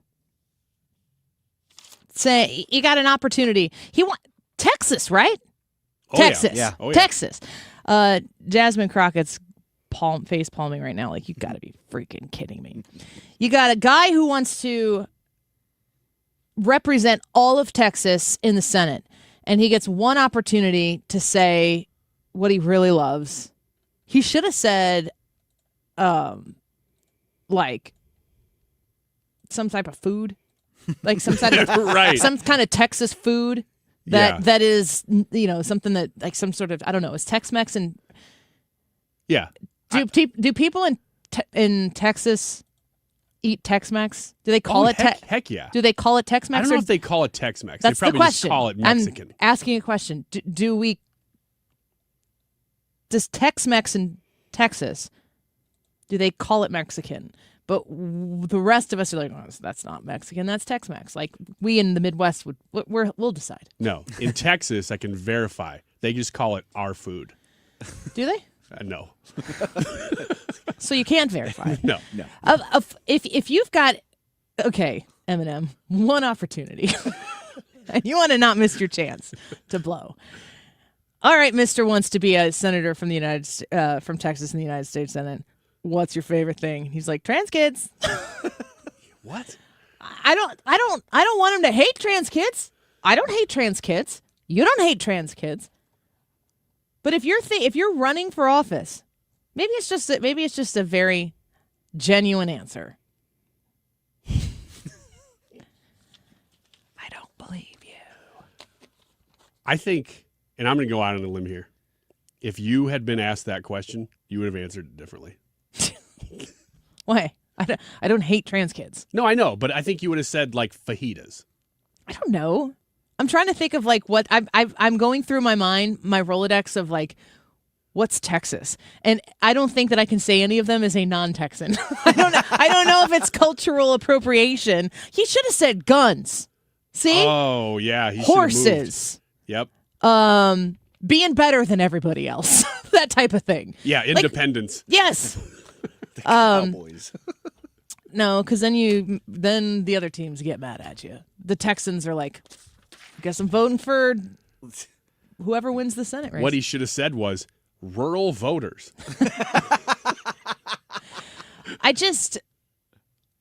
It's so forced. How come this man's a preacher? How come everything I've heard him preach is heresy? Oh my gosh, I know. I mean, I don't know. We don't need to I got to get Don Tracy, the next potential senator from the state of Illinois, in studio here in a few minutes. But of all of the things that I know about this guy, I know that he's a preacher who preaches about abortions for trans people, loving trans kids. Is this a huge issue in Texas? I don't know. It's got to be he is shooting himself in the foot over and over and over at the beginning Probably of his not. campaign. He's probably just like stomping on his foot. I bet he's not that into guns. He probably doesn't have guns or knives. He's probably like Stubbing his toe. young Frankenstein just sticking the scissors in his leg. Ban scissors. If you know the reference. I don't, but I believe you. But yeah, I mean, he could not be running this worse. He's giving fodder to everybody. He's taking a state that is already hard for Democrats and running as far left as he can and alienating people. I putting the picture back up of this interview, Mr. Tallarico there. I'm wondering if you guys think that I should change up my vibe and go with this interviewer here. If you can see the picture of her. I mean, I feel like she and I are kindred spirits, really, on how we approach life. I would say you could do this, but you're going to need to do one thing different than she does. Just one? Yeah, just one thing. What's that? Soft focus so you look like Barbara Walters. Something that you love that's not family or friends. Ryan? Tacos. I love lamb. Brisket. Neither have had answers. All right. I don't know if Don Tracy's listening to me out there, but that's the first question I'm asking him. If he loves lamb? No. It's not all about you, Ryan. My God. Go to break. I can't handle this. You got to work me back into these things. I've been off for 2 days. All I'm trying to do is have a conversation here, and it's just jokes. It's all jokes. I'm trying to do a job. See, I've already, maybe if I had flowers behind me like that woman, I'd be softer. And white headphones. I don't know. What was the question again? Something, I'll just play it for him. Something that you love that's not family or friends. Don Tracy on the Annie Fry Show next. Don't go away.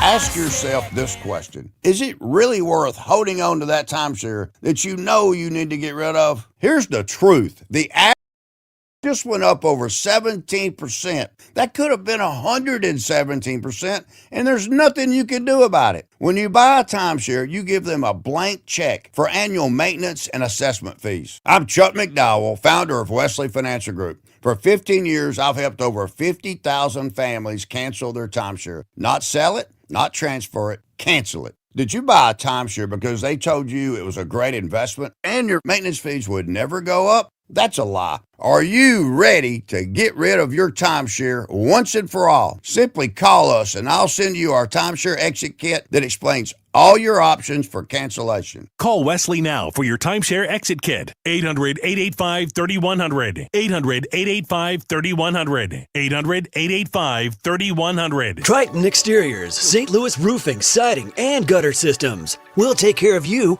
and your home. We're #1 in the Ladue, Kirkwood, and Webster area. James Hardy certified. Visit Triton.stl.com to be connected with a James Hardy expert and receive a free estimate. Triton-stl.com or call 314-717-1159. That's 314-717-1159. Triton Exteriors, St. Louis #1 James Hardy specialists. We know exactly what you're not thinking about right now. Wiper blades. But now that you are, take a moment to think about how Rain-X is the #1 brand of wiper blades in America. Why? Because Rain-X thinks about wiper blades all the time. We obsess, so you don't have to. Simply install our blades and then think about literally anything else. So choose Rain-X, America's #1 wiper blades, and then go back to not thinking about wiper blades. Rain-X. Outsmart the elements. Wesley Financial Group is not a law firm, and Chuck McDowell definitely not an attorney. This is Chuck. If someone talked you into buying something really silly and you want to get out of that silly little thing, my advice, get the facts. Call me and I'll send you our timeshare exit kit absolutely free. Inside, you'll learn how timeshare works and all your options for cancellation. Call Wesley now for your free exit information kit. 800-909-9696. 800-909-9696. Setting goals for your retirement is one thing, but knowing how to achieve those goals is another. For tips on building a better nest egg, listen to the All Financial Hour with Steve All. Let's sit down and talk about your questions, because I think that's the most important thing that it is out there. It's what questions do you have? Saturday mornings at 6 or Saturday afternoon at 4, right here on 97.1 FM Talk. Insurance companies often have a basic strategy: delay, deny, defend. Some try to grind you down, but they have another tremendous weapon, a software called Colossus. They know which attorneys are great and which are not so great.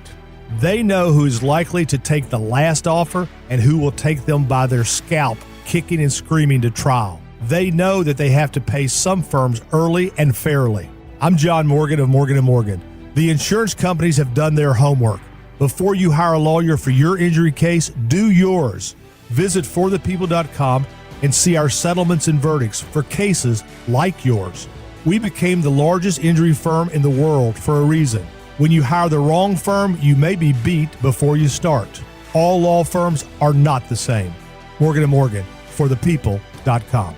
The choice of a lawyer is an important decision and should not be based solely upon advertisements. Past results afford no guarantee of future results. Every case is different and must be judged on its own merits. Coming to town now, April 11th, Jimmy Fallon will be at the Factory, and we are giving you a chance to win free tickets to that show in the 2 o'clock hour. So right about an hour from right now, be sure to be here. Don Tracy coming up next, and it is 1:33. This time check is sponsored by Jerry Kelly Heating, Air Conditioning, Electrical, and Plumbing. It's time for a $98 furnace tune-up. 25 years strong. 97.1 FM Talk. St. Louis Conservative.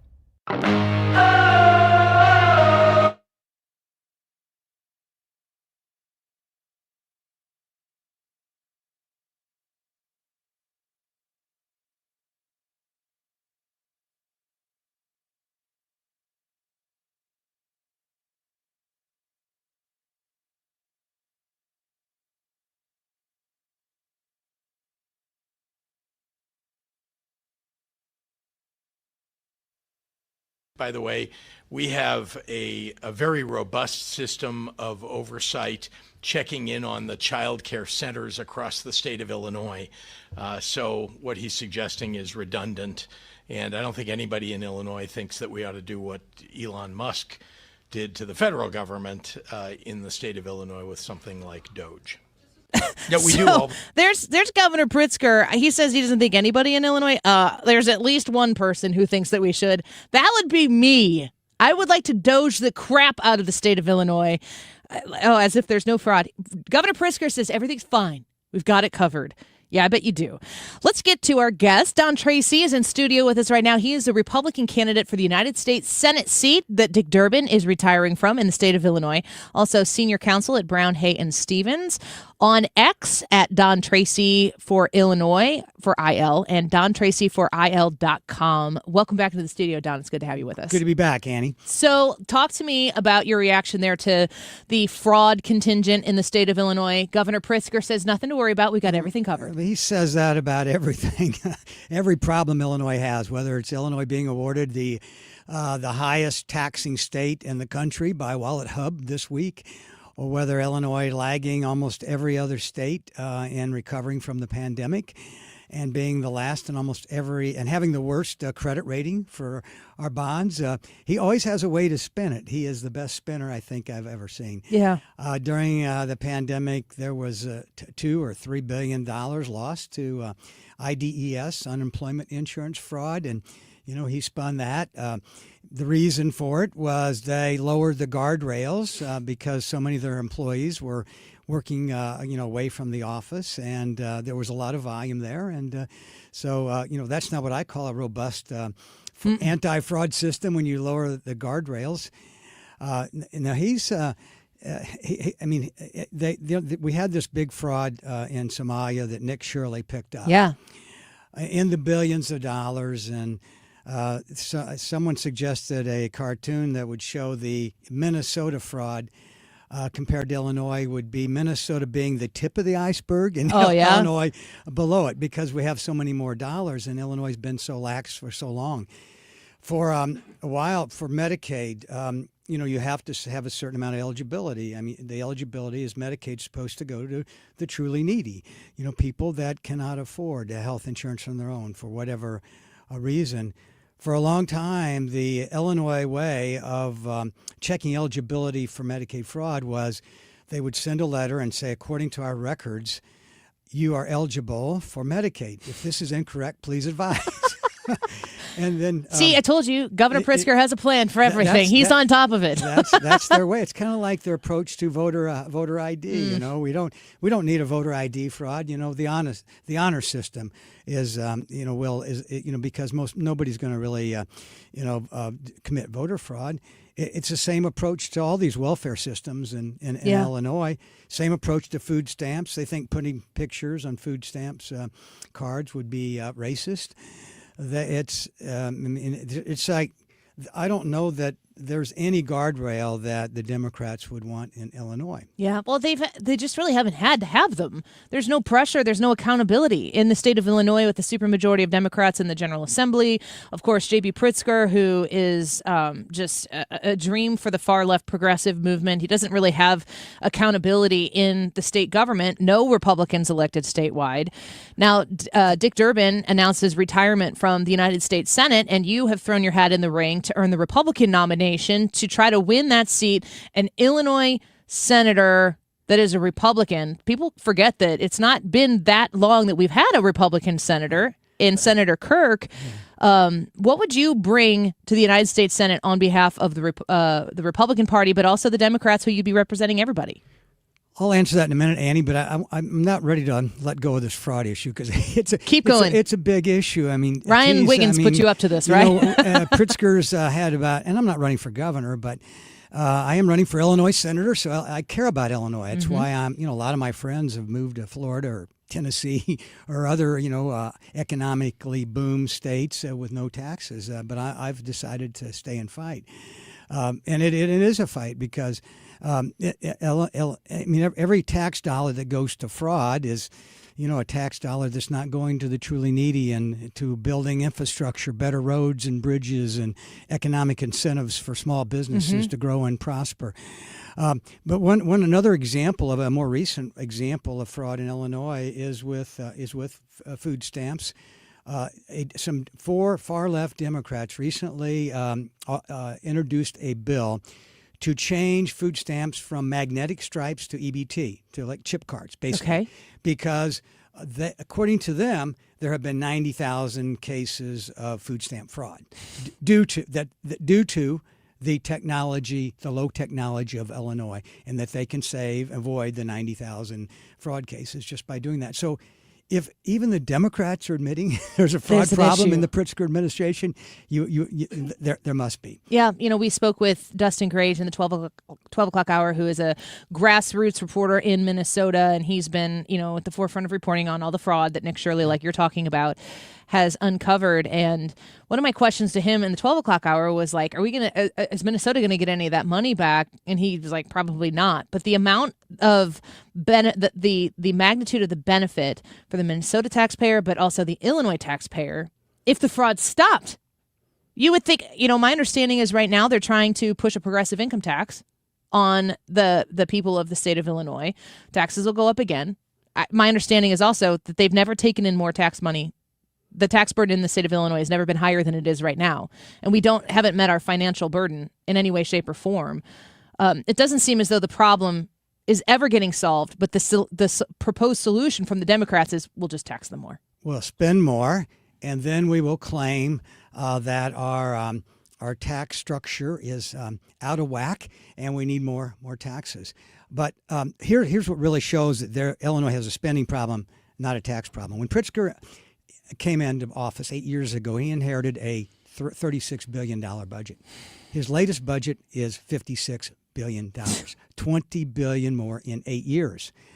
If a wage earner was making $38,000 when Pritzker came into office, according to real wage growth, he would be making about $40,000. So real wages have gone up, from say $38,000 to $40,000. The state budget has gone from $36 billion to $56 billion. So no wonder there's an affordability crisis.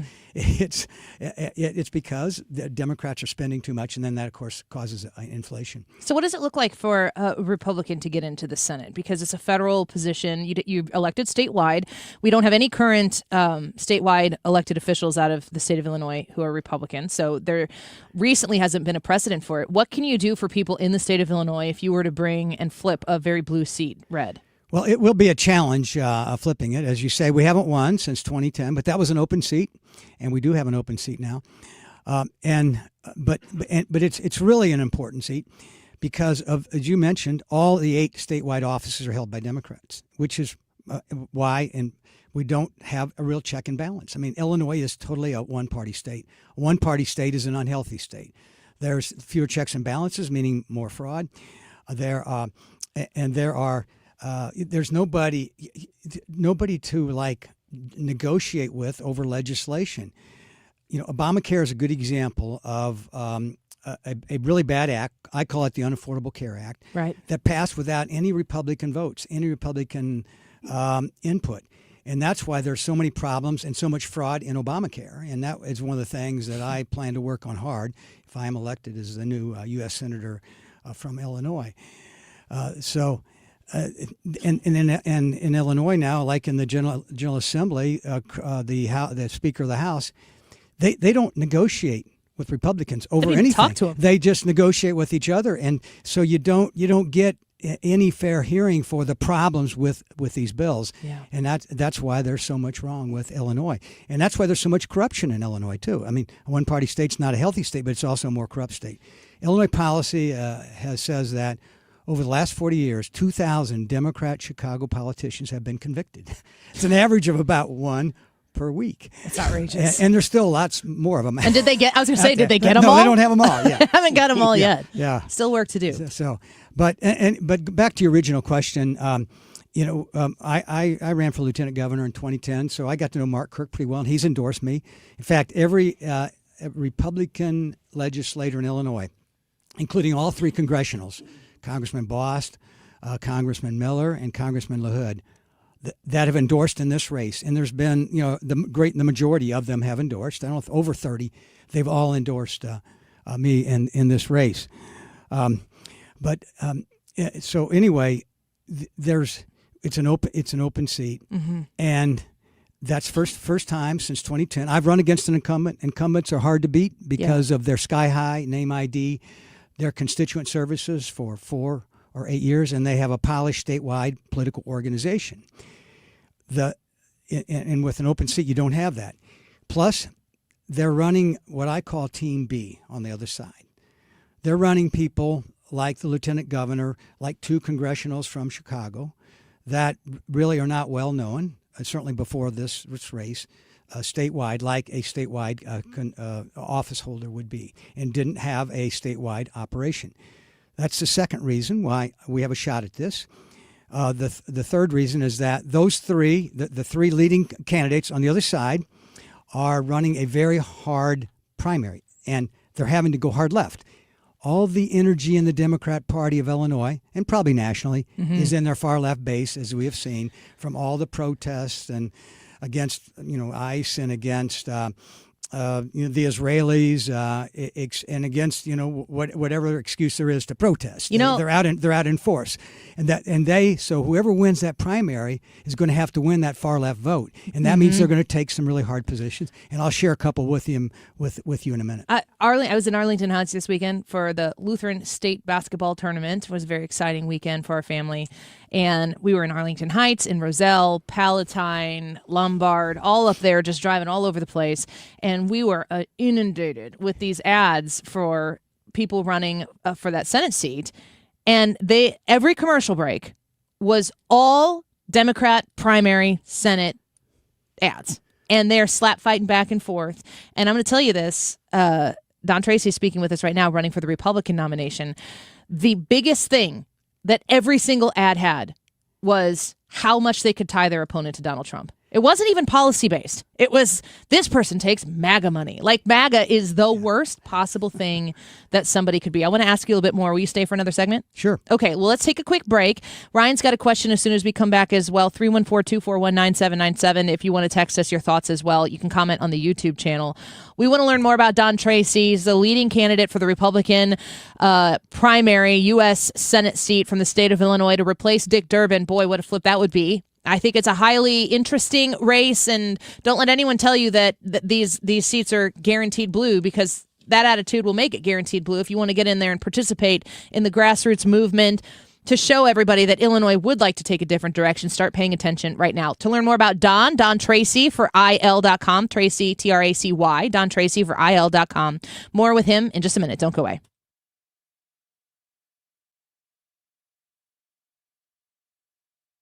Hey, there's still time to join us for a fish fry. So if you haven't yet, we'll be at St. Mary Magdalene Church in Brentwood this week. If that's your area, stop by and say hi. It's the Mark Reardon Show's Fish Fry Fridays, continuing this week in Brentwood, sponsored by Apache Village RV. This is attorney Todd Nissenholtz of Kaufman Townsley. When you're injured in a car accident, insurance adjusters are not on your side. They're always adjusting their settlement offers, lower and lower. We'll get your settlement higher and higher. Call 314-777-7777. License number GL250000615. Hey, it's good to see you. Two sounds that can wreck your sleep. A drip and a toilet that won't stop running. Drip, drip, all night. Good news. We're doing plumbing now. Same folks, same care, same we do it right. Leaky faucet, running toilet. Or a stubborn clog, call Grasser. Electric and plumbing, the Grasser way. Green is always Grasser at GrasserHomeservices.com.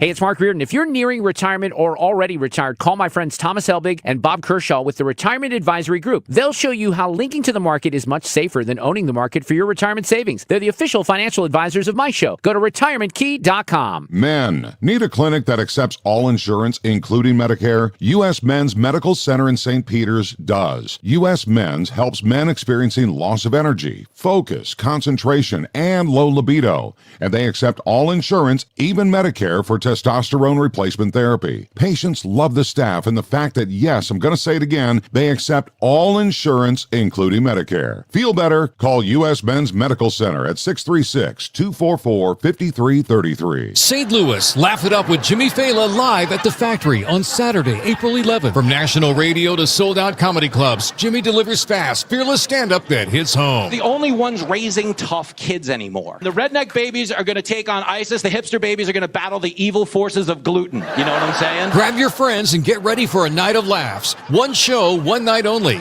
Don't miss Jimmy Fallon, April 11th at The Factory. Get your tickets now at thefactorystl.com. That's thefactorystl.com. This is the Annie Fry Show on 97.1 FM Talk, St. Louis Conservative.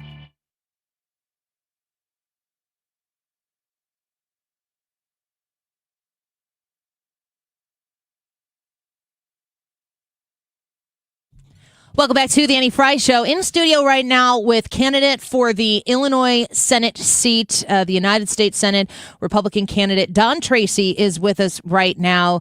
Ryan, you had a question you wanted to go ahead and ask Don. Go ahead. Don, you're going to have to win some crossover voters, at least get some good turnout from Republicans and some crossover if that's going to happen.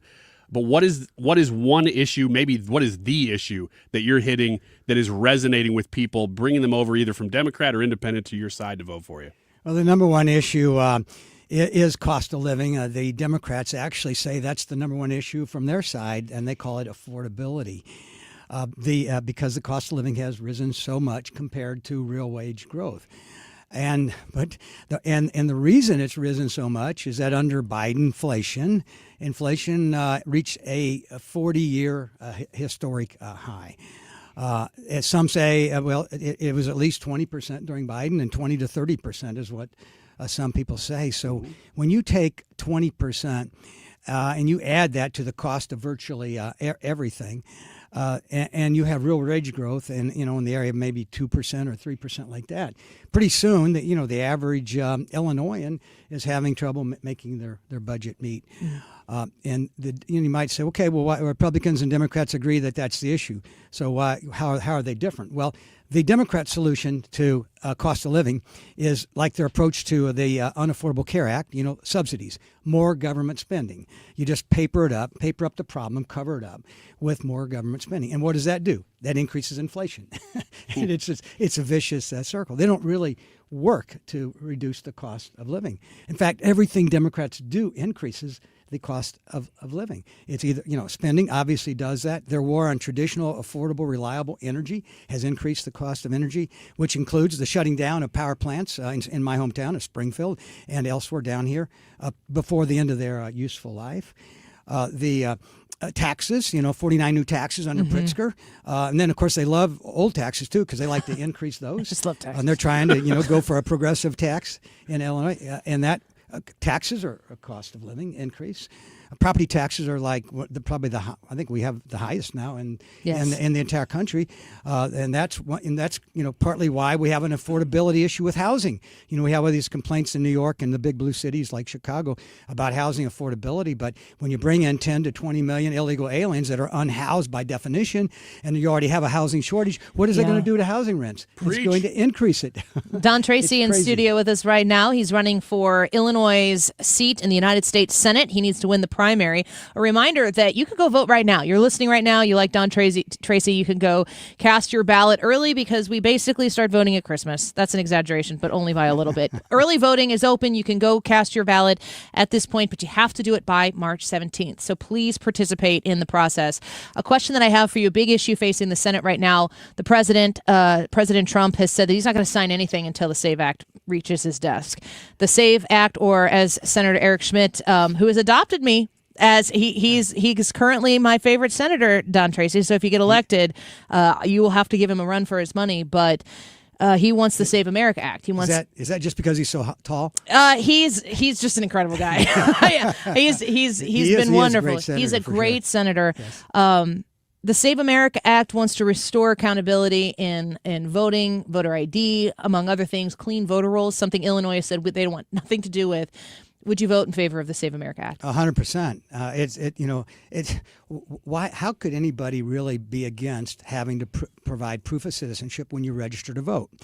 Now, the Democrats are trying to conflate that and suggest that means you have to prove citizenship every time you vote. That's not true. You only have to prove citizenship when you first register to vote. And how could anybody really be against voter, proving who you are when you vote with a voter ID? Who doesn't have a government issued? Do you believe the Democrats are against it because there is cheating that is involved, or that there are people who are not citizens that are voting, and that would hurt the Democrat Party? Let me answer it this way. There is no legal justification for opposing voter photo ID. The only justification you ever hear them talk about is voter suppression. They claim there's someone living alone in a hermit cave on the top of North Carolina that doesn't have a government-issued ID, and that will suppress that voting. The real voting they're worried about suppressing is I don't think, what else could you be worried about? Because it does suppress illegal voting. Yeah. But tough.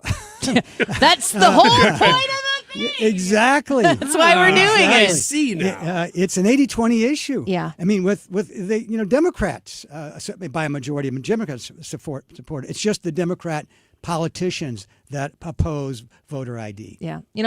As we're speaking right now, I've only got about a minute left here, but we've got a Juliana Stratton hate ad up there.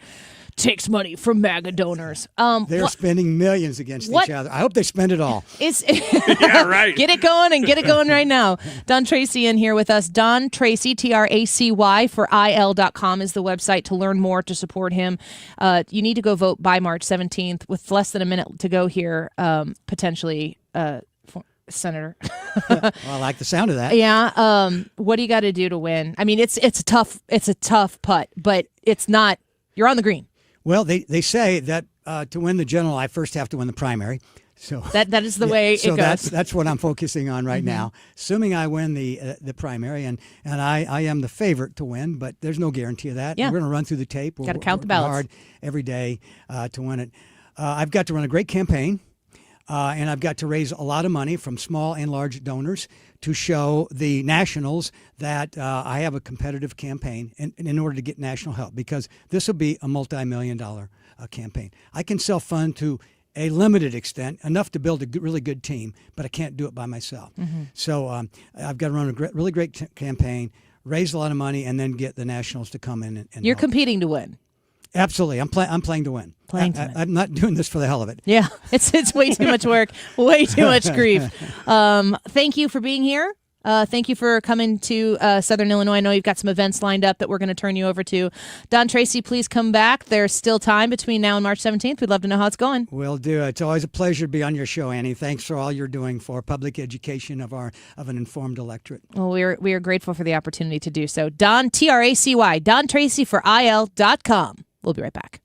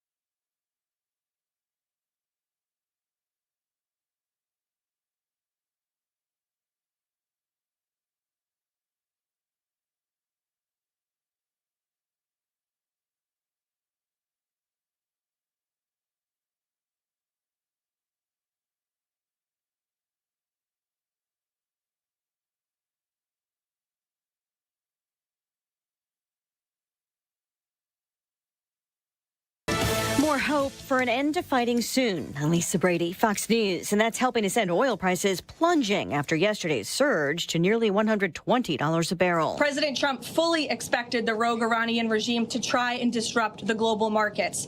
That's why President Trump and his energy team have been planning for this long before the strike and have moved quickly to address these temporary disruptions. White House spokeswoman Caroline Leavitt highlighting the president's offer to escort ships through the Strait of Hormuz, a temporary sanctions waiver, and risk insurance for tankers. The president and his energy team are closely watching the markets, speaking with industry leaders, and the U.S. military is drawing up additional options following the president's directive to continue keeping the Strait of Hormuz open. Oil prices sinking to under $78 a barrel this afternoon, right now back over $84. In addition to the 7 U.S. service members killed over 10 days of fighting, the Pentagon just confirming a report that about 140 U.S. service members have been wounded, also saying the vast majority have been minor injuries, with more than 100 returning to duty. A Baltimore police officer hospitalized after responding to an active shooter incident. This man says officers swarmed a residential building. I heard a shotgun shot and I dropped my phone. It's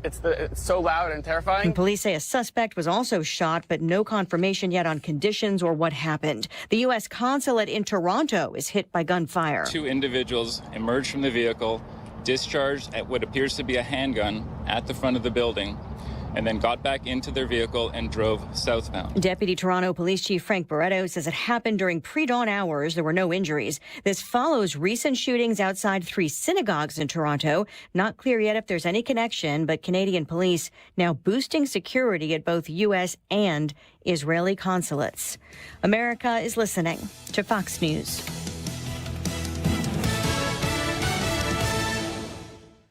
Hear that?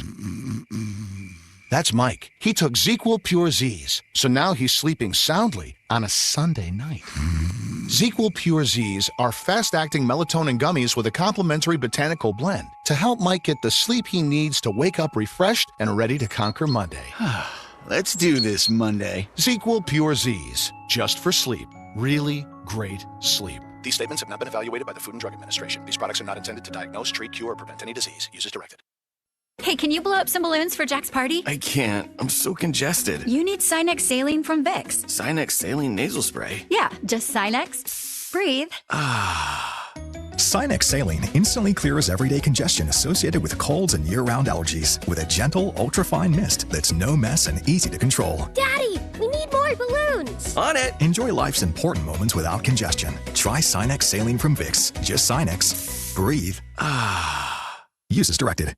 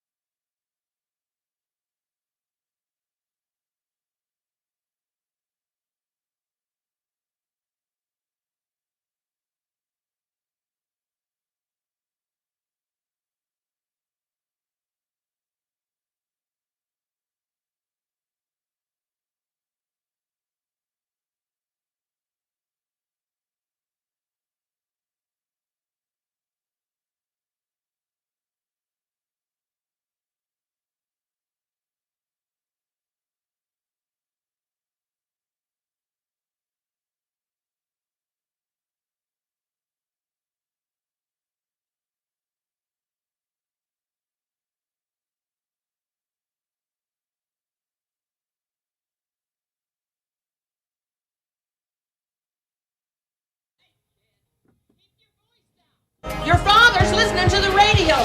I'm not America's sweetheart. This is the Annie Fry Show on 97.1 FM Talk. Welcome back to the Annie Fry Show. It's been a packed show today. Dustin Grage giving us the update on what is taking place in Minnesota, reacting to the Walls and Ellison testimony from last week. Dustin, of course, is one of the premier grassroots reporters on everything happening in Minnesota, especially when it comes to fraud.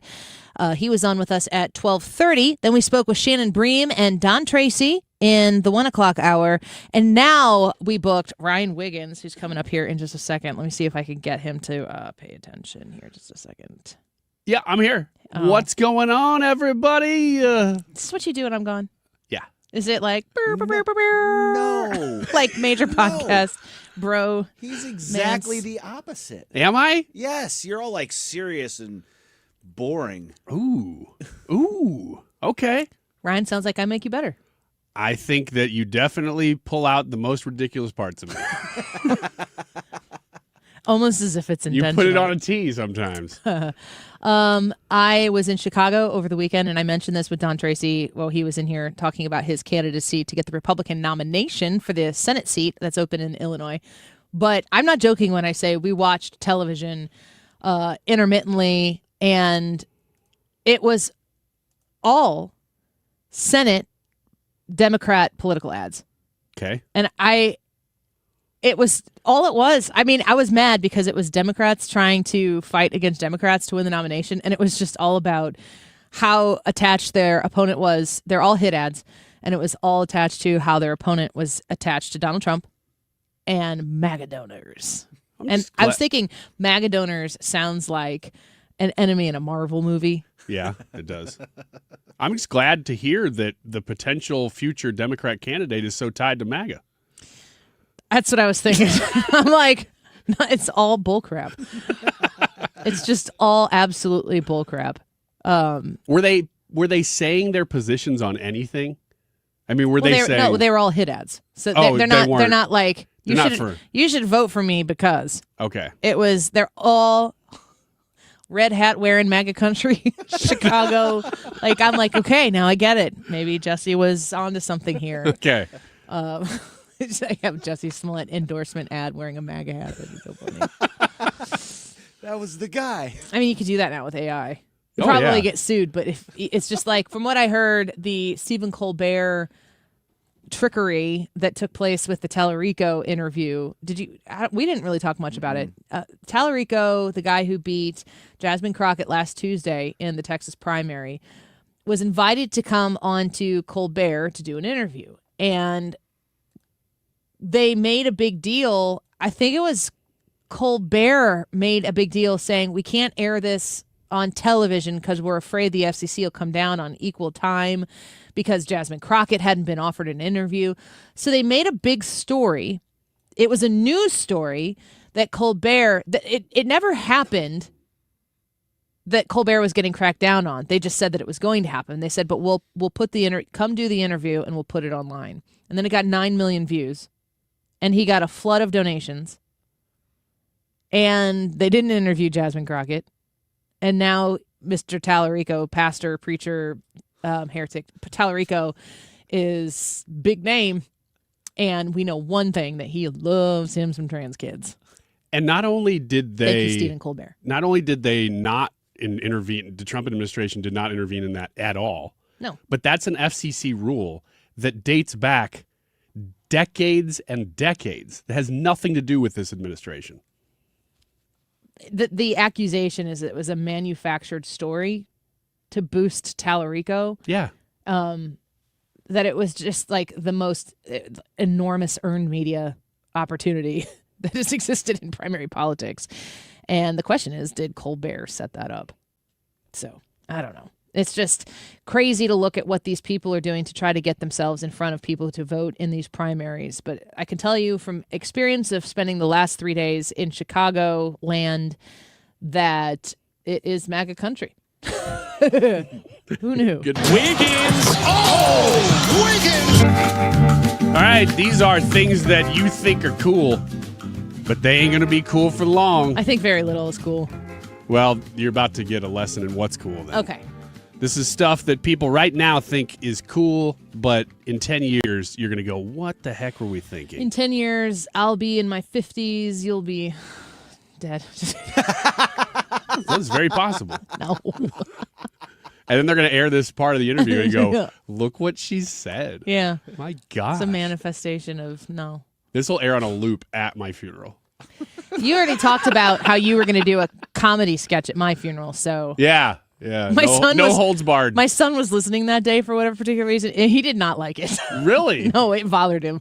I was like, man. it was just a joke, Charlie. Oh, he's not invited then. No. He's actually off school early now, so he could be listening now. Let's just stop talking about our funerals. Ryan up. Okay. He's going to be like, do you talk about this all the time? Yeah, we just go on the air and talk about it's what we do it to. Being dead. All right, things that are cool right now that won't be for long. Number one, Dubai chocolate. Do bye-bye. There is no way people won't regret paying for $30 bar of chocolate in the future. I bought on a way to a tournament that we played in Peoria. It was Lindt chocolate, and it was at the cashier potty stop at a Shell station. That's the primo stuff. Where I get my quality chocolate in Peoria. And I said, or Jensen goes, "Oh, there's some Dubai chocolate, Mom." And to the girls that were with us, I was like, "You guys ever had Dubai chocolate?" And they're like, "No." I'm like, "Here, let's try some." So I just picked it up and threw it down there, and it was $19.99. Whoa. I was like, "Oh my God!" But I couldn't take it. I could have, but I didn't take it back. Take it, and put it right back on the impulse buy. That's the most expensive impulse buy of my life. No kidding. It's still good, but it's not that good. Is it that good? I mean, is it better? I just said it's still good, but it's not that good. It's just good chocolate. I mean, Lindt chocolate is good chocolate. Yeah. So it could be just milk chocolate or dark chocolate. It would be good. We had it here because listener Katie heard us talking about, like, what is this thing? And so she gave us some for Christmas, and we tried it, and it was good. Yes. I bought some Dubai chocolate popcorn on the way home at a gas station. Gosh, I wish I could remember which one that is because we stopped. It works out every time we stop at the station. There's a Subway connected to it, maybe north of Litchfield. And it was terrible.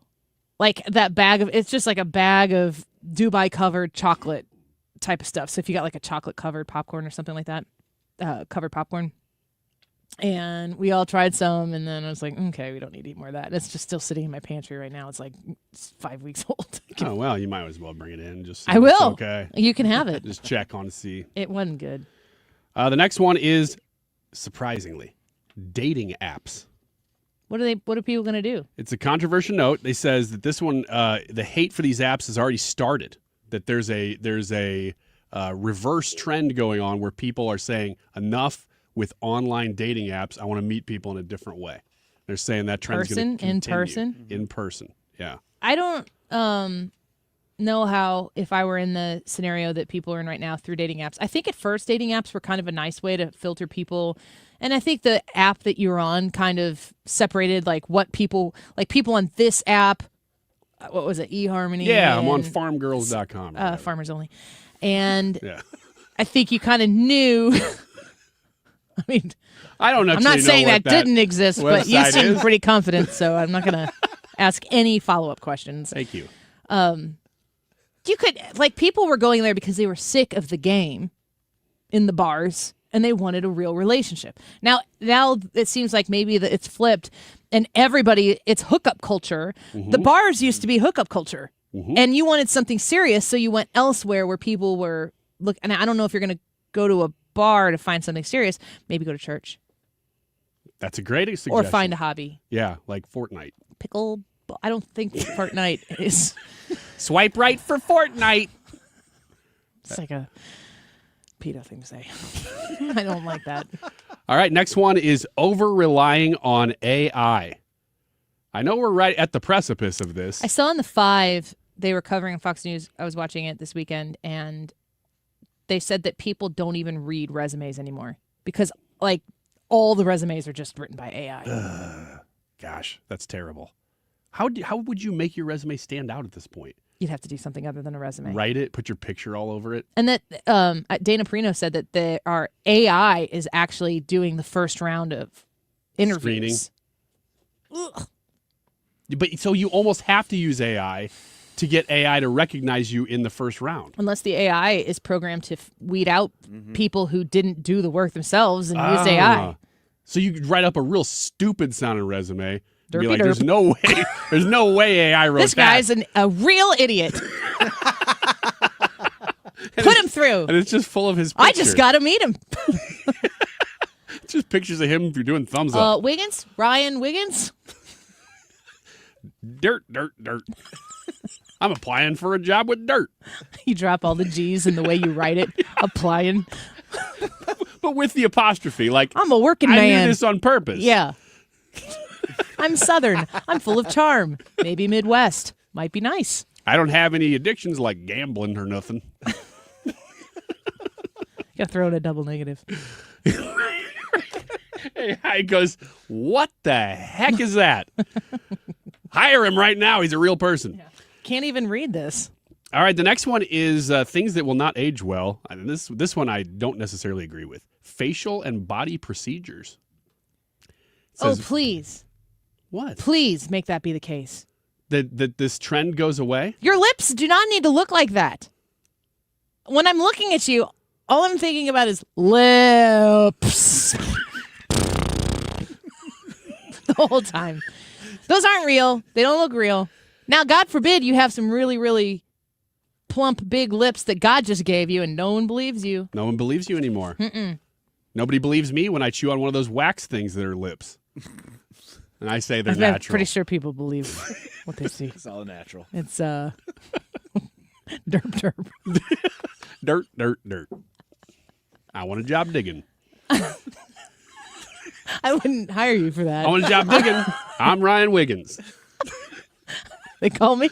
That's the top of the resume. Digging Wiggins. The rest of it is just pictures of me digging things. It's just dirt smeared on your resume. Yeah, and dirt all over it. See, this is real. I just want you to know it. Now, I think this one actually will not age poorly as long as you do it right. You know, in 10 years, it seems like the opposite would be true. You go, dang, that one part of my body's still looking all right. What are we talking about? It just says any facial or body Oh, this procedure. isn't a new one. I thought you were... No, same one. No, heck no. I'm going to sit here for a while and defend What was this. it? It said, what kind of procedures? Any facial or body procedure. No, the Botox, the fillers, guys. And by guys, I mean girls. Easy.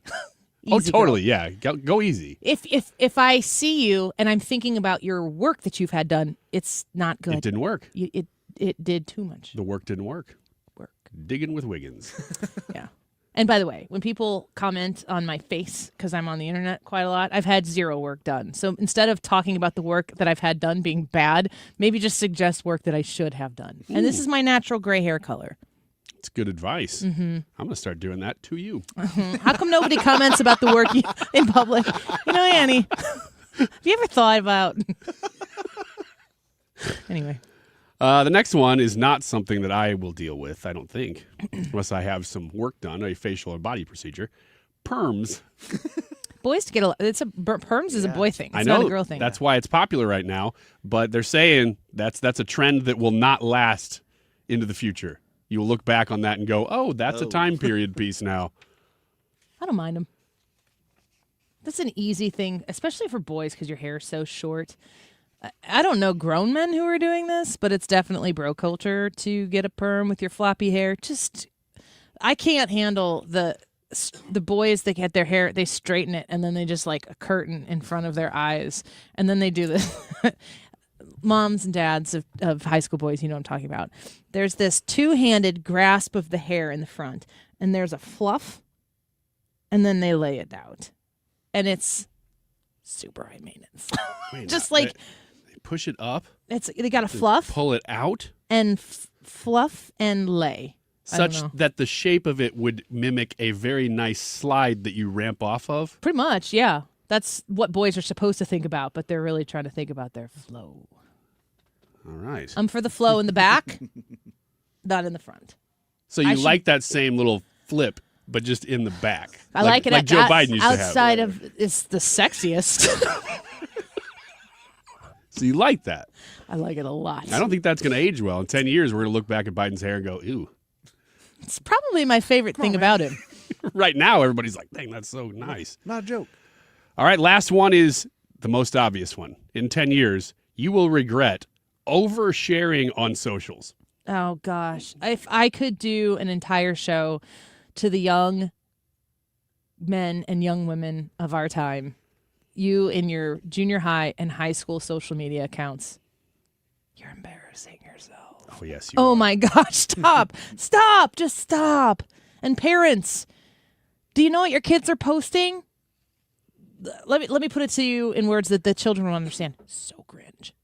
So cringe. So cringe. It needs to stop. They're not going to want that to be out there.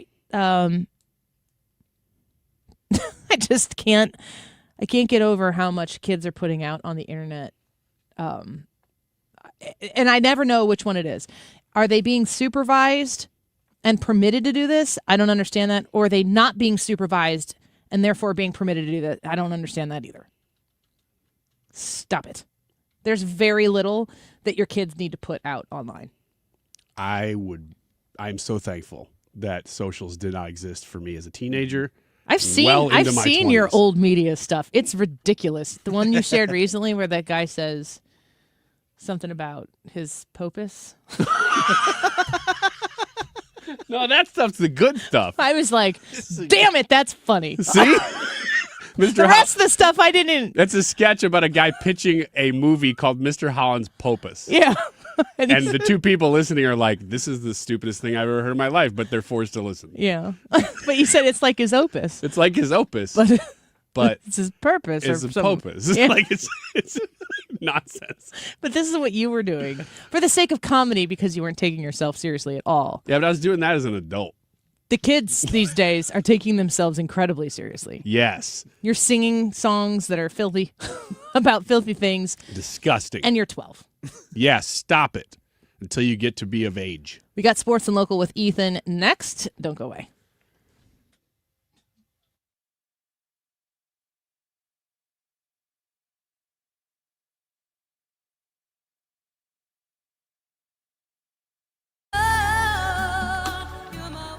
This is Madison County Clerk Linda Andreas. I believe in protecting our elections because every legal vote matters. I fully support the SAVE Act, which requires photo ID in our elections. And I am proud to be endorsed by all of our countywide Republican elected officials.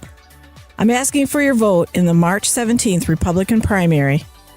Paid for by Citizens for Andreas. Dreaming of college but worried about the cost? The Together Foundation is here to help. The Together Foundation is awarding 5 $1,500 scholarships to St. Louis area students who are ready to take the next step toward their future. Applying is simple, but time is limited, as applications will be accepted through March 31st. Learn more or apply at togethercu.org/scholarship. That's togethercu.org/scholarship. This community message has been brought to you by Together Credit Union. Why do the national tax resolution firms need the tiny fine print at the bottom of all their TV ads? Hi, this is Lance Drury with the Lance Drury Law Firm. You don't hear fast-talking disclaimers in our ads because the claims we make are 100% transparent. The Lance Drury Law Firm primarily focuses on one thing, IRS problems, and we're regulated by the Bar Association, and we have a AAA rating with the Better Business Bureau. IRS issues are serious legal issues. The Lance Drury Law Firm has helped thousands of clients navigate the best resolution plans, and we tell you up front exactly how much it'll cost. Tax resolution law is all we do. So before you send money to some out-of-town, high-pressure salesperson, give us a call at the Lance Drury Law Firm, located right here in St. Louis. Call today to schedule your free consultation with me, 314-260-6120, or visit LanceDruryLaw.com. The choice of a lawyer is an important decision and should not be based solely upon advertisements.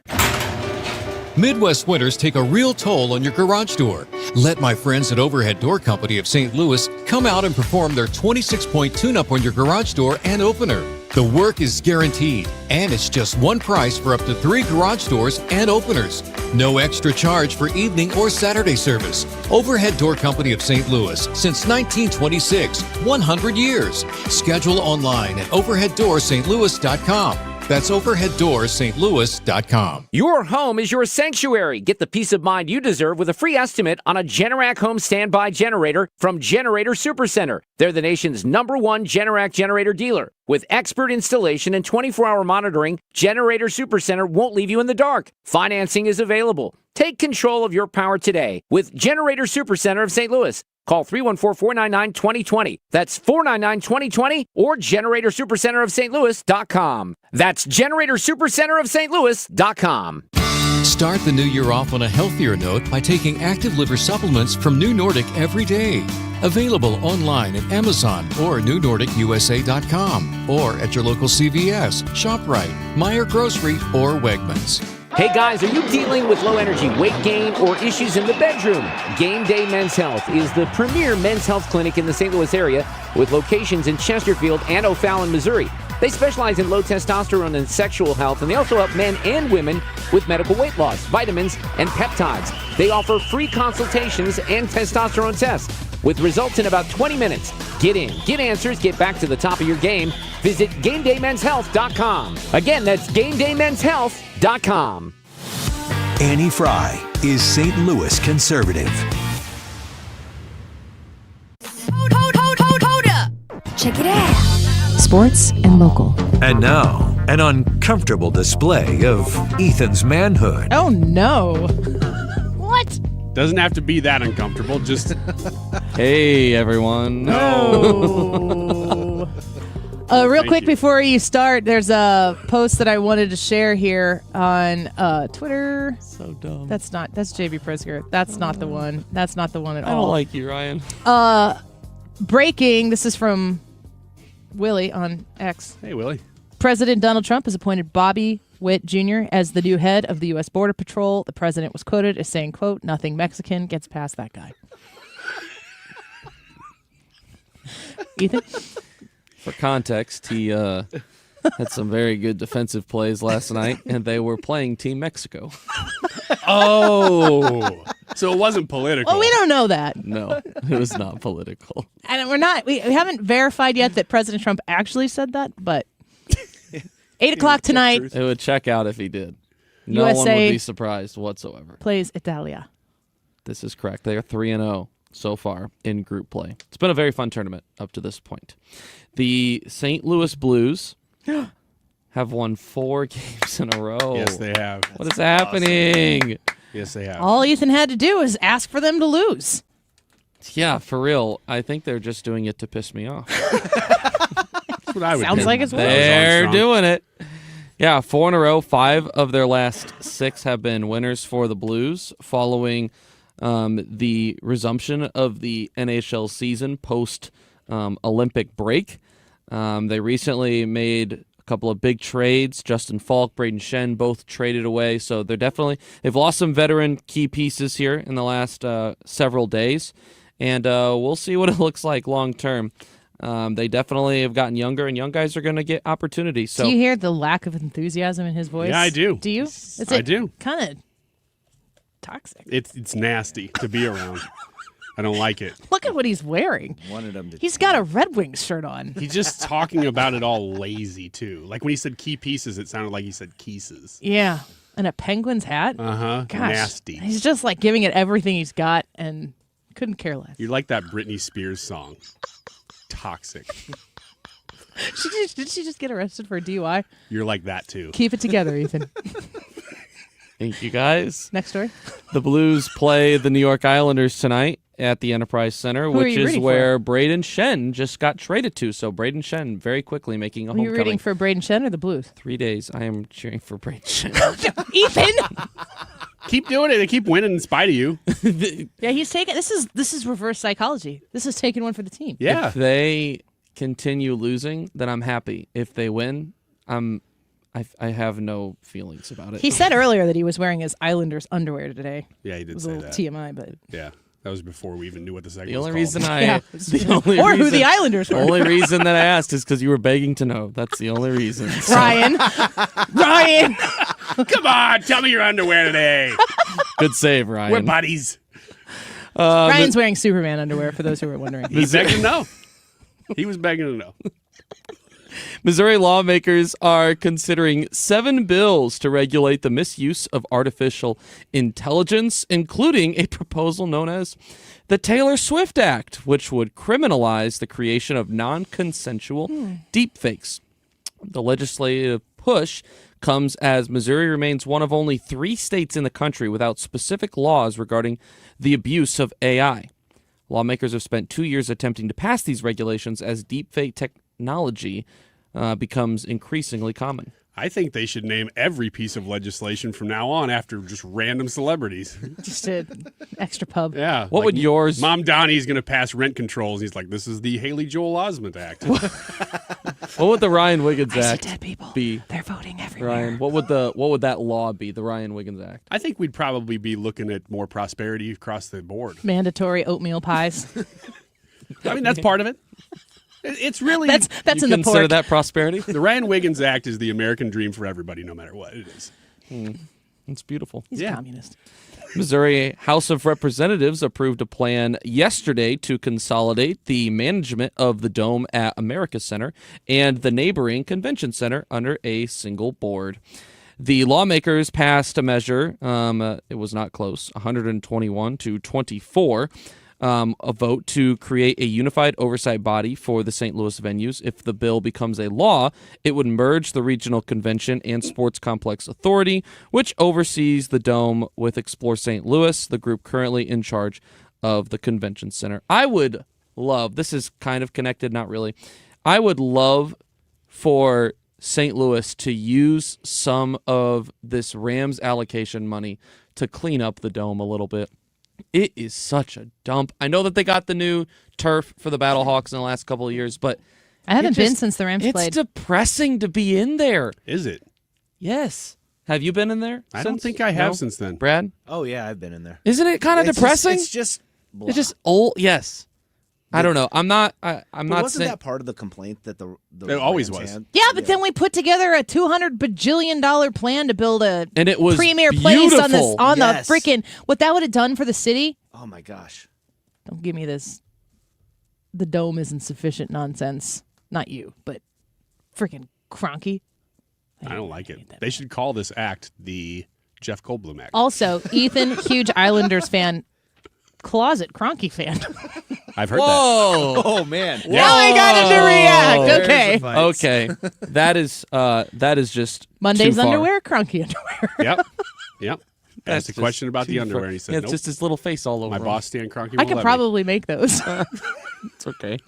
Yeah, that's actually, if you think about it, Kroenke underwear with Kroenke's face on the butt would probably sell pretty well in St. Louis. me. I think you got something there. Do I have to pay him to do that? Yes. Oh, unless you take the picture yourself. Maybe you go find him somewhere. public? take a Of picture. Kroenke? Or of Kroenke's butt? If I'm off in the next 5 or 6 weeks here, it's Kroenke's butt on your underwear. You know whose butt that is? Go to break! Man, all right. X's and Y's next. Don't go away.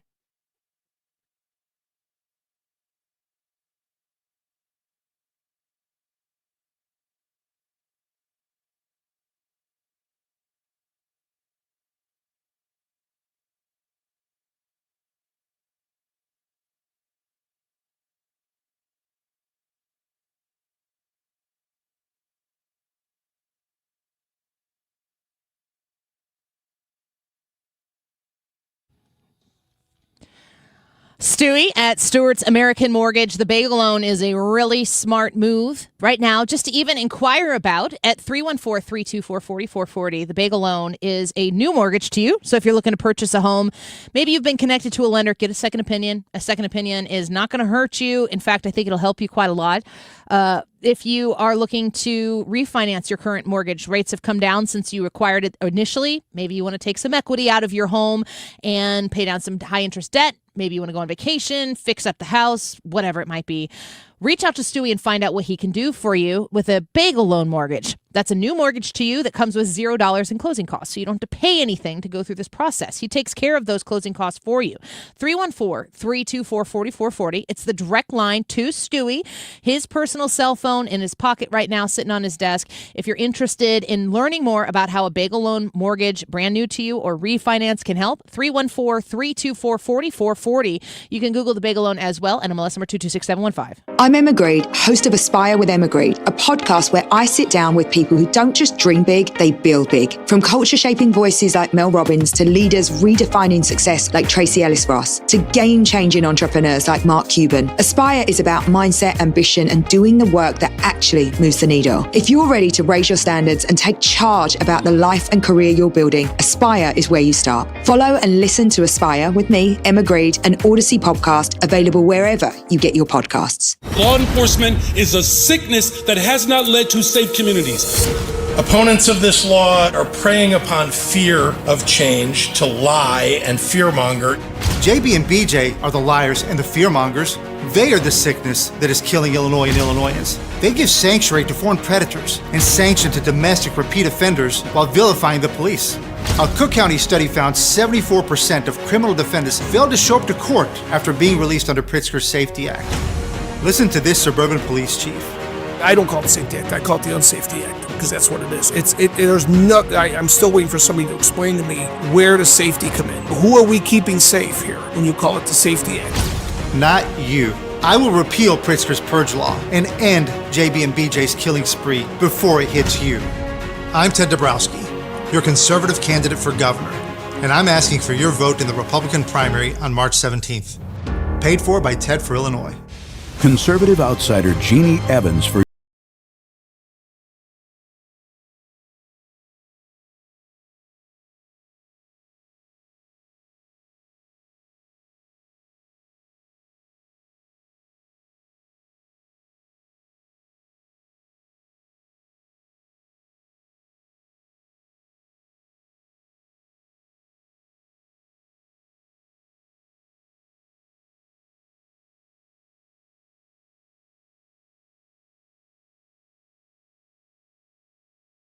Evans will always be tough on crime. She'll hold China accountable for trafficking fentanyl and stealing our personal data. Jeannie Evans puts America first. A proven fighter. Conservative outsider Jeannie Evans for U.S. Senate. I'm Jeannie Evans, Republican candidate for U.S. Senate, and I approve this message. Paid for by Jeannie for Illinois. Hey, can you blow up some balloons for Jack's party? I can't. I'm so congested. You need Sinex Saline from Vicks. Sinex Saline Nasal Spray? Yeah, just Sinex. Breathe. Sinex Saline instantly clears everyday congestion associated with colds and year-round allergies with a gentle, ultra-fine mist that's no mess and easy to control. Daddy, we need more balloons. On it. Enjoy life's important moments without congestion. Try Sinex Saline from Vicks. Just Sinex. Breathe. Use as directed. I move mountains for a living. Literally. That means I don't carry hand lotion, and when it comes to serious heartburn, I don't mess around with anything but Rolaids. Rolaids' dual-active formula has calcium carbonate and magnesium hydroxide that relieves heartburn fast. Yeah, you heard right. 2 actives for that powerful relief. And the best part? The roll fits right here in my pocket, so I can get back to moving mountains. Rolade spells powerful relief. Read each label. Use as directed. Keep out of reach of children.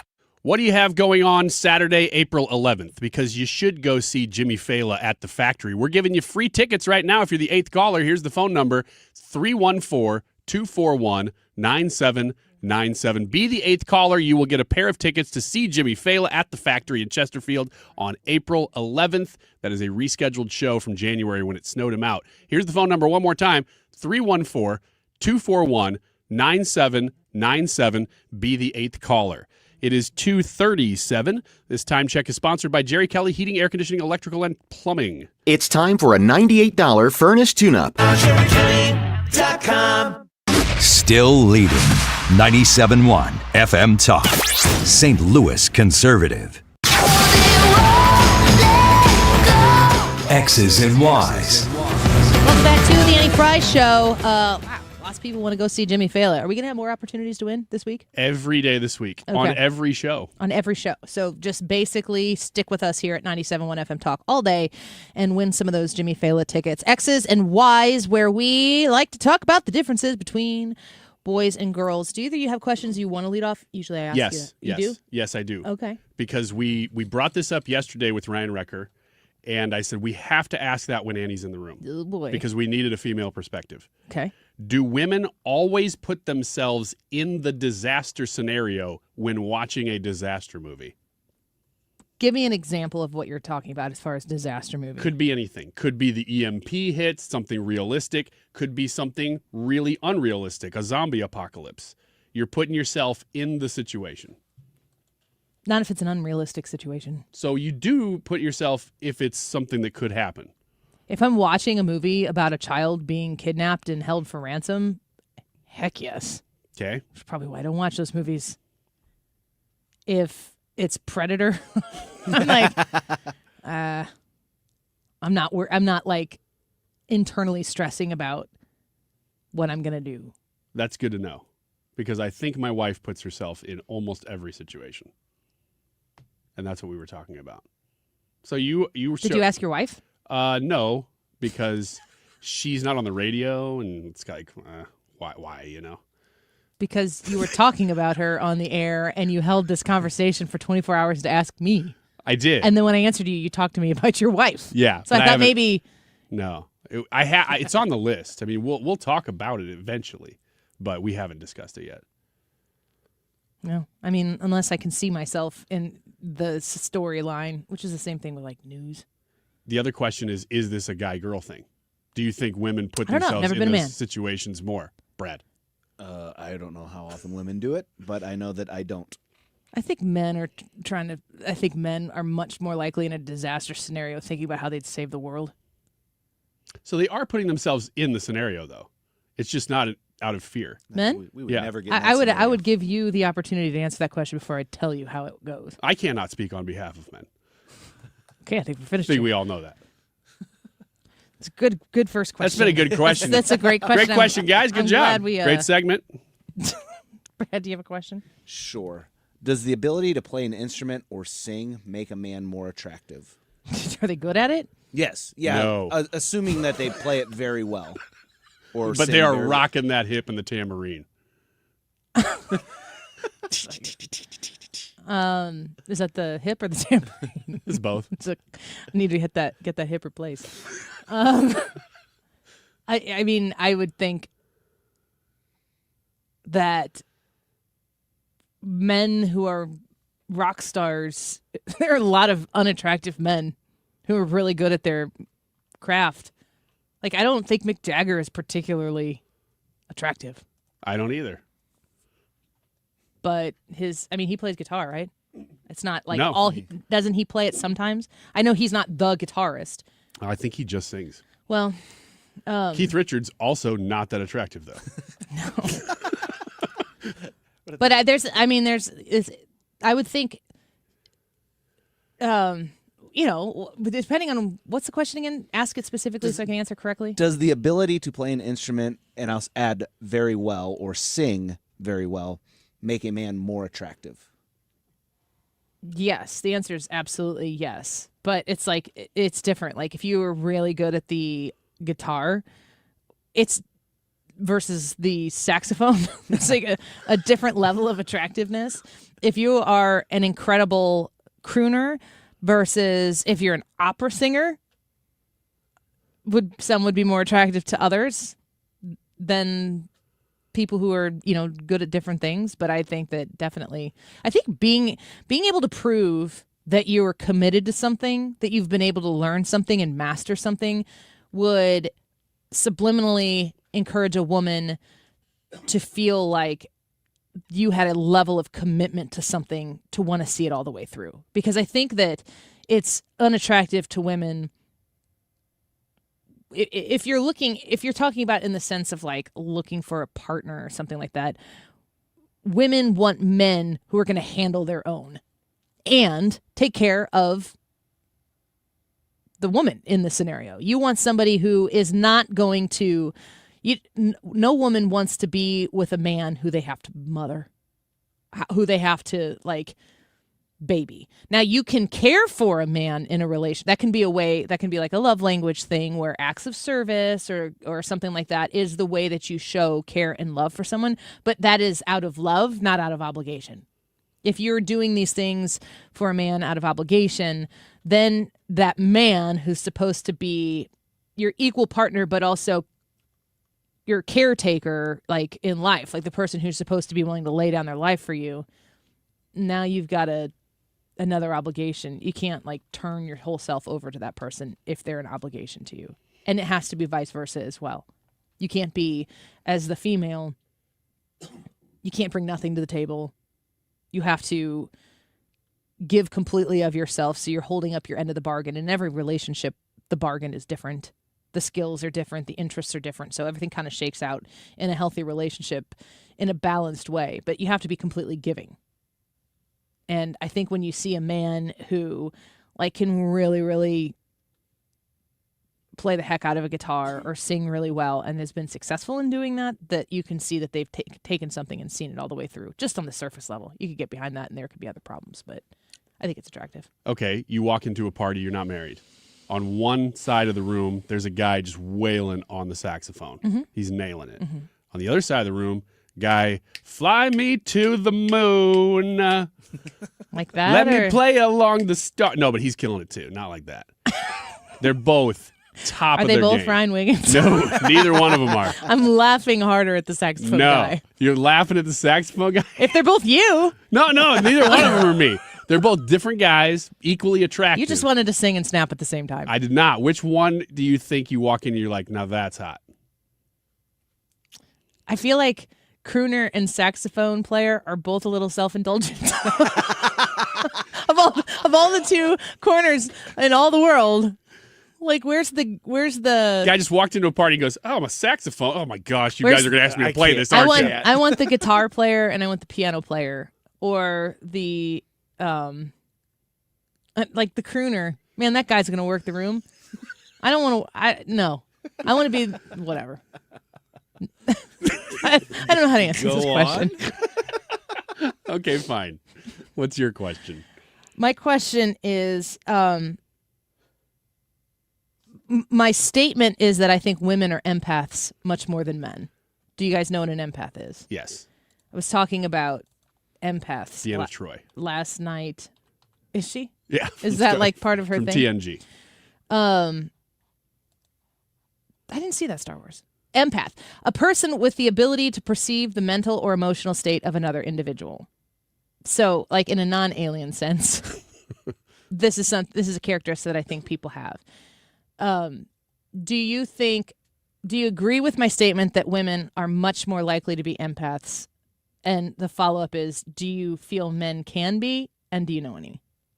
Yes and yes. Women are higher propensity. Yes. I have met guys who are very empathetic. Some of them end up as biblical counselors or counselors in general, and they're very good at it because they can walk you through really tough stuff, whether you're a guy or a girl. And so I've met some guys like that, and they are walking in their calling when, I mean, not that you don't have to be a counselor if you're an empathetic guy, but I have met some guys like that, yeah. Are there any other professions that you think lend themselves for men to be empathic? Maybe like the guy that catches people when they're trying to climb a wall for the first time. Brad? Sales. Sales? Mm-hmm. That's not what I was expecting. No offense to the sales department, but no, that's not what I was thinking. I think if you are a very good salesperson, you're able to get into that person's head and understand what motivates like manipulate them. Not necessarily manipulate them, but present your product in a way that would be appealing to them. That's a very good explanation, and I could see that. I feel like somebody who's an empath would not use that ability. You're not using it against them. I would say you would be. Maybe. I don't know. An emotional state in order to make a sale? Well, what if you think like an empath is a completely selfless.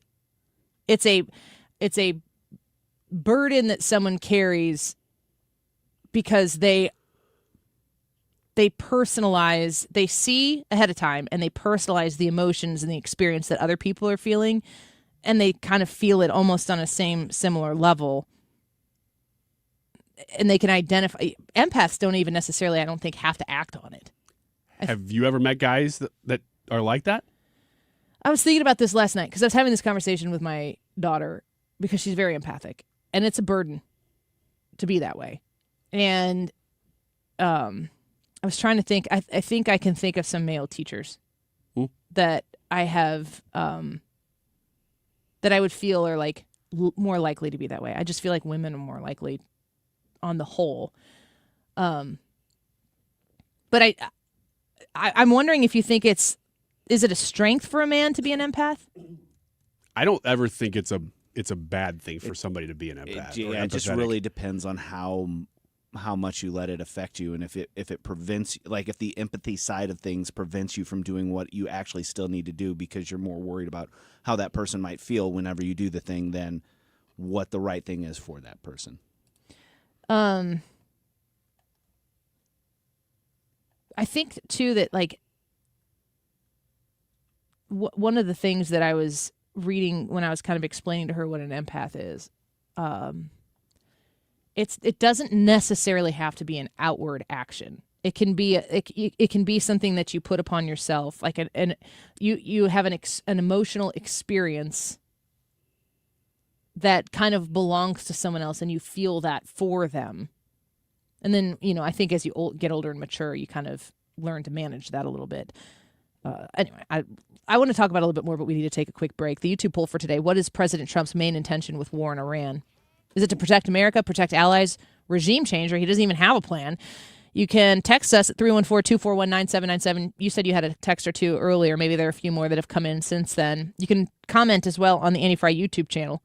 Let's take a quick break. We'll get the results of that and a little more X's and Y's next.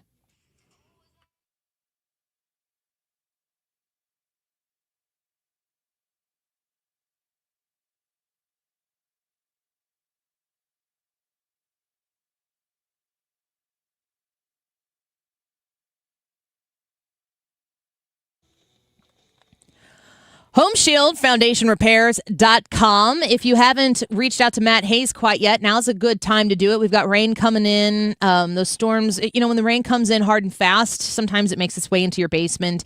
You have a problem. It's degrading the quality of your foundation every time this happens, and you need somebody to fix it before things get worse. And I've seen some pictures of people who have postponed this phone call to 314-271-9900, and it got way worse. Read way more expensive.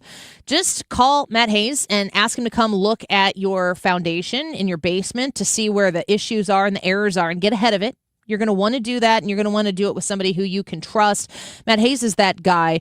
You can visit his website at HomeshieldFoundationRepairs.com and learn about all of the services they provide and all of the work that goes into ensuring that your job is done the best possible way. You get that basement waterproofing done at Home Shield Foundation Repair. You're going to get a lifetime warranty along with it. Call 314-271-9900, HomeshieldFoundationRepairs.com.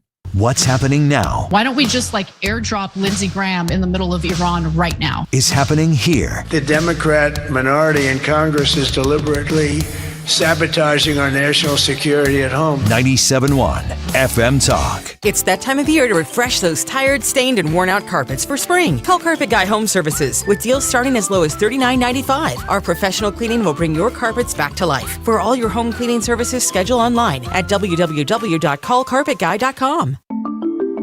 When it comes to lighting, Gray Bar goes beyond parts and products. We help contractors turn plans into smart designs, manage kitting and deliverables, and navigate local codes so you can stay on time and on budget. Smart, scalable, job site ready. That's not just lighting. That's like kicking your project into Gray Bar mode. Yep, Gray Bar does that. Conservative outsider Jeannie Evans for U.S. Senate. Evans is a proven fighter and the only candidate for U.S. Senate with guts and know-how to get the job done. As an attorney, she took on China and corporate criminals. Jeannie Evans won billions for working families. As senator, Evans will fight and win for you. She'll work to cut taxes and lower the cost of living. Evans believes that keeping Illinois safe will take more than just wishful thinking. It takes courage, and Jeannie Evans has the record to prove it. Evans will always be tough on crime. She'll hold China accountable for trafficking fentanyl and stealing our personal data. Jeannie Evans puts America first. A proven fighter, conservative outsider Jeannie Evans for U.S. Senate. I'm Jeannie Evans, Republican candidate for U.S. Senate, and I approve this message. Paid for by Jeannie for Illinois. Gain peace of mind that your flooring and carpet installation will be done right the first time when you hire the experts at Michael's Flooring Outlet. They give all their clients attentive personal service, even bring toys for the kids of the household. It's a family-owned and operated business for 25 plus years. They make sure you make the right choice for your home. So if you have carpets or hard floors, you're going to be happy for years to come. 3 convenient locations in St. Charles County, 116 Main Street, in Old Town St. Peters at Mid-Rivers and Highway 70, in West County on Olive, and the store in Darden Prairie. Michael's Flooring Outlet, IGotFloor.com. You're listening to The Annie Fry Show. 97.1 FM Talk, St. Louis Conservative.